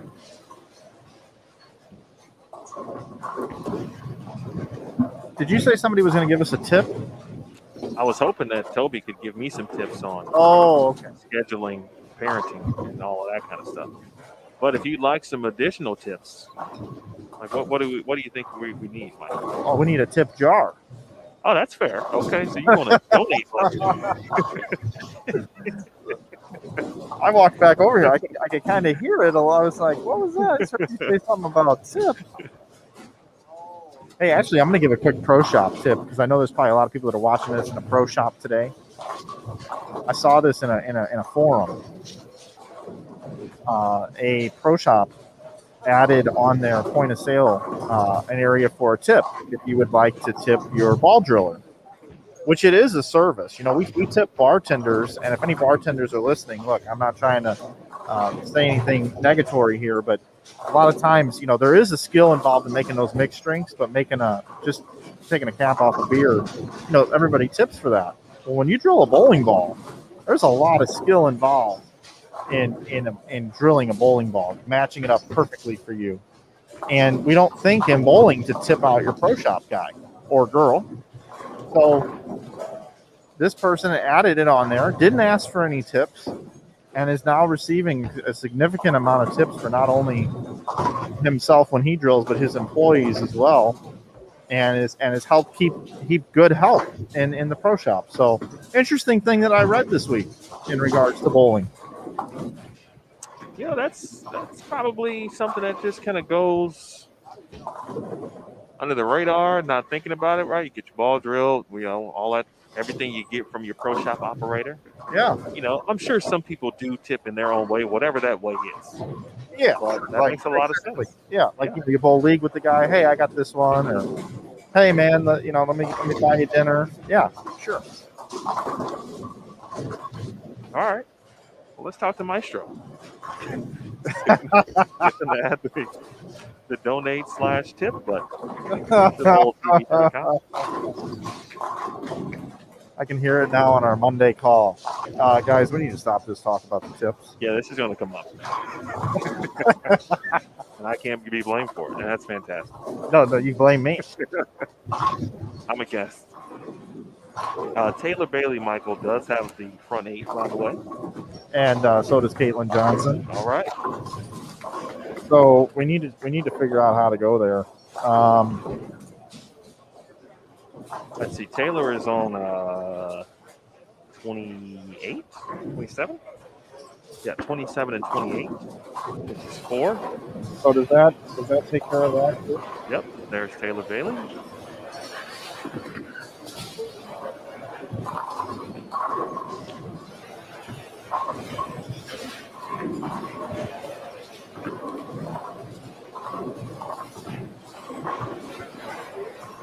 And there it is. Oh, Taylor Bailey with the front 9.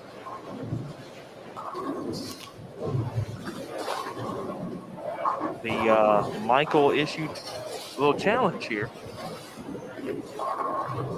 We'll talk about that perhaps a little bit later.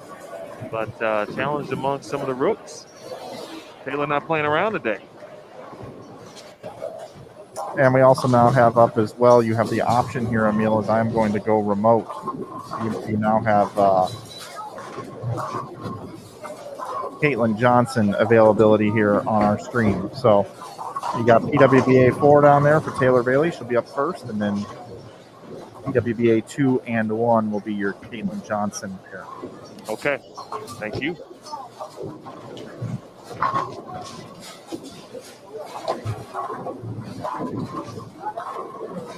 So let's see. Caitlin not up yet.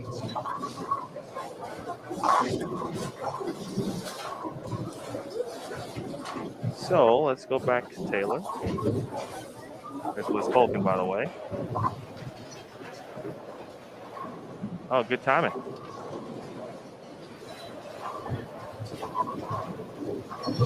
So Taylor Bailey up. Timed that one perfectly well. Here she is. Looking for 10 in a row, and the 5-pin goes late. Tay Bay in the building here in Yorktown Lanes. Parma Heights, Ohio, Game 6 of Round 1 qualifying.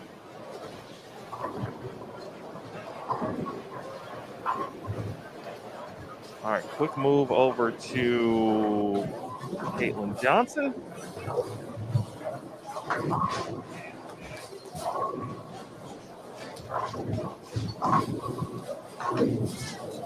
No, I think Taylor's going kind of quick. My apologies, folks. I'm just trying to time it properly. So I think we'll get to see Caitlin first. We will. Here is Caitlin Johnson. Oh, and the 7 goes for Caitlin. She's got 9 in a row, and just in time for Taylor Bailey, her 11th shot. That is high 3-6-10 for Taylor, but man, what a start to the day for Taylor Bailey. Came into the game at plus 136. She is going to add, at minimum, 84 to that total.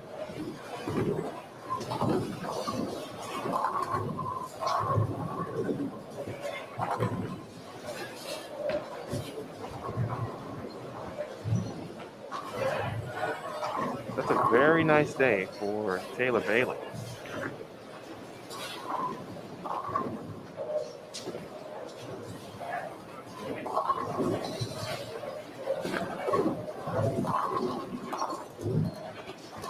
She makes the spare, she'll get to 220, plus 220 on the day. Folks, this is just it's just round 1. Nice game. Nice block for Taylor Bailey.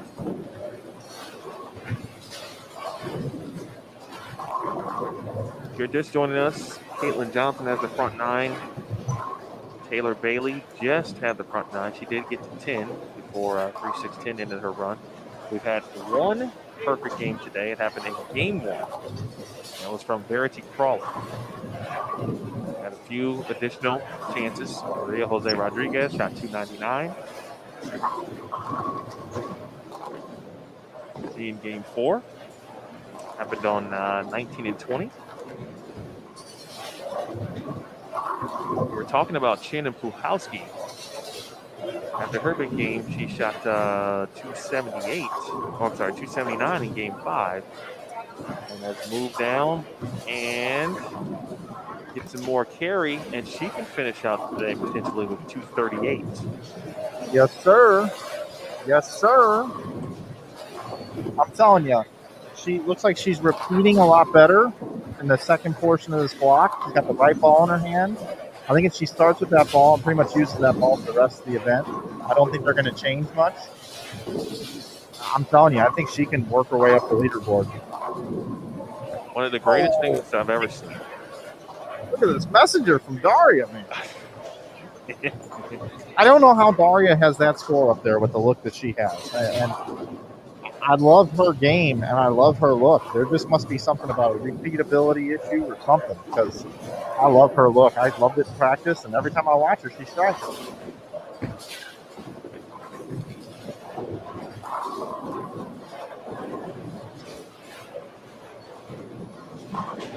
right, so we'll see if we can get one more shot for Shannon, and then we'll move over to Caitlin Johnson. Oh, wraps that 7, but in a good way. 7 goes out, and Blue House is going to be in the 230s, and if Carrie Bland is watching, I know she is extremely happy about that. All right, let's go over to Caitlin Johnson.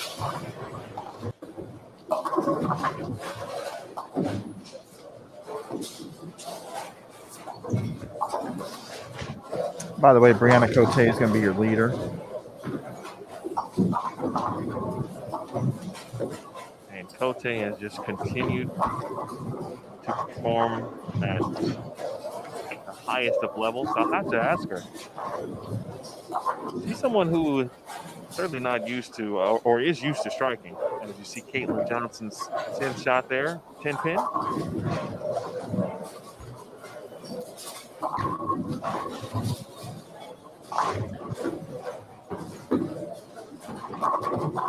Danielle McEwen, 246 to finish the block.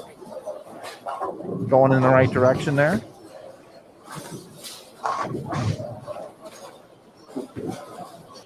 Let's get you away from that for a second. Verity Crawley kind of started our day with some excitement, as we mentioned. And, well, no fault of her own. Just the bandwidth's fault, but we couldn't really check it out. All right. Now how about PWBA 4? Oh, we're all done there just about.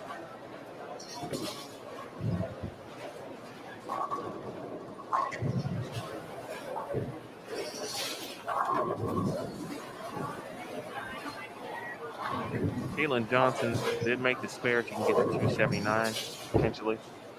Brianna Cote, she can get to 259.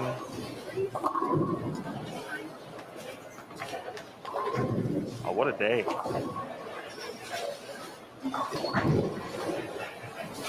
Excellent round 1 block.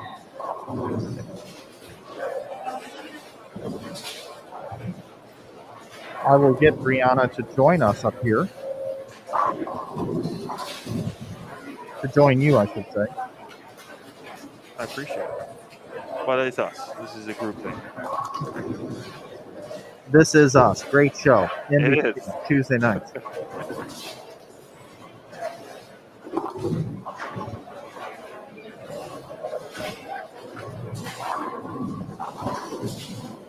All right, so we'll have Brianna Cote here in just a second.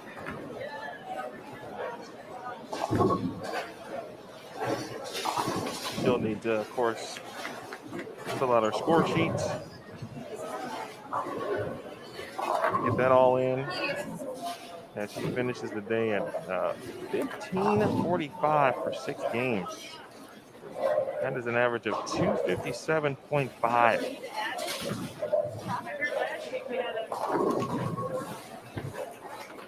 Wow, plus 345 on the day. Incredible. But not to be outdone, and I don't know what her final score is.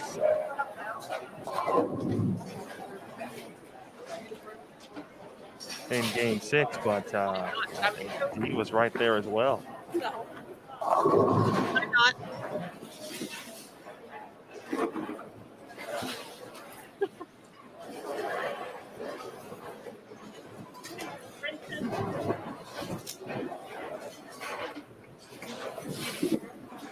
All right, folks, it looks like before we get to Bree, we will have Stephanie Johnson join us. And Steph, first, hello. Hey, how's it going? I know it's nice to hear your voice, right? I mean, it's good to hear yours. It's good to see you. Indeed it is. Indeed it is. Steph, first of all, great bowling today. What did you finish with in Game 6? I bowled back-to-back 257 games. So I ended on a really good note. Apparently I'm buying lunch. And that's okay. If that's the case, I hope to buy lunch every week. Indeed. What was the keys to your success today? We know that the lane condition thought was going to produce some strikes out there for the players, and obviously you were one to take advantage of that. So what worked for you? Yeah, so yesterday my game plan for practice session was just kind of staying to the right, a little more square to the lane versus opening up my angles, which we've had to have done in weeks past. And my theory in my mind was just to kind of go through my progression of balls and kind of stay in that same zone, which is exactly what I did. And yeah, I just stuck to my process, and my spare shooting was great. I had 3 opens today, 2 of them were splits. So overall, obviously, I'm very happy with how I bowled, and gonna refuel here, get some lunch, and see what the second block brings. Yeah, you made a nice run last week as well. You feel like at this particular point, you got some momentum and things are kind of starting to roll the way you'd like? Yeah, I mean, for me, I take each week as a chapter. Last week is done, kind of assess what happened, assess, what went well, what didn't go well, things that, I kind of need to work on. And last week was a really big confidence boost for me. For those that followed along, we had to play pretty far inside the lane, open up our angles quite a bit, which is not necessarily my forte, but you kind of have to play the cards you're dealt and obviously make good shots. And so that kind of just rolled into this week. And, it's a new week. And we'll just kind of see how it goes and keep it moving forward. Just saying, I kind of teased, we chatted a little bit this week and complimenting you on last week's attire. And you said that there could be more, so I don't want to know when, but just let me know. Can we see it today, this week, next week? What do you think? So I do have a lot of shiny skirts. I had a lot of new skirts made for this season. Last week I debuted a gold one. I think in Arlington I debuted a red one. So tomorrow, obviously assuming everything still goes well, Sure. I will debut a different color. Okay. There you have it, folks. Be on the lookout for that. Steph, we appreciate it. Great bowling this morning, and we will see you tonight. All right. Sounds good. Thanks, Emil. That is Stephanie Johnson, ladies and gentlemen. We appreciate Steph. And coming up next, we will have the tournament leader, Brianna Cote. Again, if you're just joining us, Cote leading the way, plus 345, an average of 257.5, 1545 for 6 games. Good to see and hear from Steph. And while we have a moment, Mike may join us for just a second. And I think he will. So Mike will put the headset on or the headphones on, and we'll add him, or he'll do it. I'll add him. There we go. I'm a little bit taller. If I was a little bit taller, wish I was a baller. So we're gonna have Brianna Cote here in just a moment. She's on assignment, taking care of something right now, and then she's gonna join us. Oh, she's coming in right now. Perfect. Okay. We'll handle the transition here. Apologies for the anyone who wears glasses and obviously wears a mask knows that the fogginess that's something that's still kind of getting used to. I don't wear glasses all the time, but when I do, that happens, and I'm getting used to it. So I think we're ready. All right, there is Brianna Cote. Bree. Hey. First of all, it's good to see you. Good to see you too. Welcome back. Thank you very much. But the real situation here is you plus 345. 257.5 for 6 games today. What Yeah. was working for you? What's the deal? You know, I don't really know what got into me, to be honest, but I saw the lanes really well today. I used one bowling ball. I used 900 Global Ordnance C4. It allowed me to see the lane really well, and when that happens, your arm swing is a little looser. So I just played the lanes at what they were giving me and made minimal moves and try to keep it simple. Last week was a struggle for me. I bowled well last week. I just couldn't score. So this week I just wanted to keep it as simple as possible and come up with a game plan that would work and stick to it. And looks like it paid off today. So I think so thus far. We know that practice is practice, right? You take what you can out of it, obviously, and at least try to develop the arsenal. But immediately noticed the opportunity for strikes yesterday. So how did you handle the practice part and then obviously preparation for this morning? yeah, I mean, I know last time we bowled here, scores were fairly high as well. So I think the pins tend to fall a little easier here, which is good after coming off, Lincoln where they were a little tougher. So I think we all were relieved to see that. So, I mean, I think you just try to keep it simple and just come up with a game plan, to be honest. Try not to strike when they are, playable because they start pressing and things get bad. And, just stay focused, take it one shot at a time. And, I've really done my best to not look at scores, not pay attention to it, and just take it one frame at a time and fill the frame. And that's all I can really do. And that's all anybody can really do. The pins are going to fall if the pins are going to fall.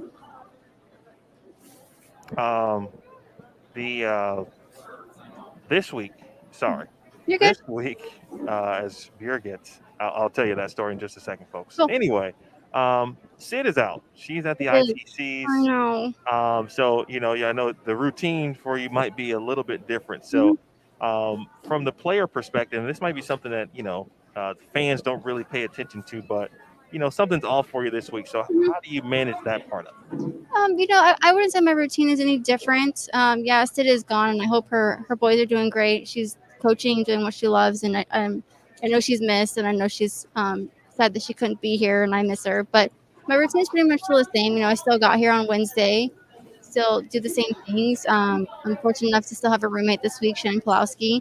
So I'm not by myself, and the routine really hasn't changed. I do miss her and hanging out with her, but the job is still the same. So the task is still the same, and you just have to execute to the best of your ability. Indeed. Great bowling this morning into the afternoon, and we will see you this evening. Perfect. Thank you. All right. That is Brianna Cote, ladies and gentlemen, your tournament leader. After 6 full games of competition here at the PWBA Greater Cleveland Open 2021 edition, Birgit wanted me to plug in her hand warmer. That's something we haven't done in quite some time. So thanks, Birgit. I appreciate that. Mike. We'll have Mike on to give us his final thoughts about what we saw today. And I'd have to say, obviously, we knew the scoring pace would be high. That's been the key storyline, if you will.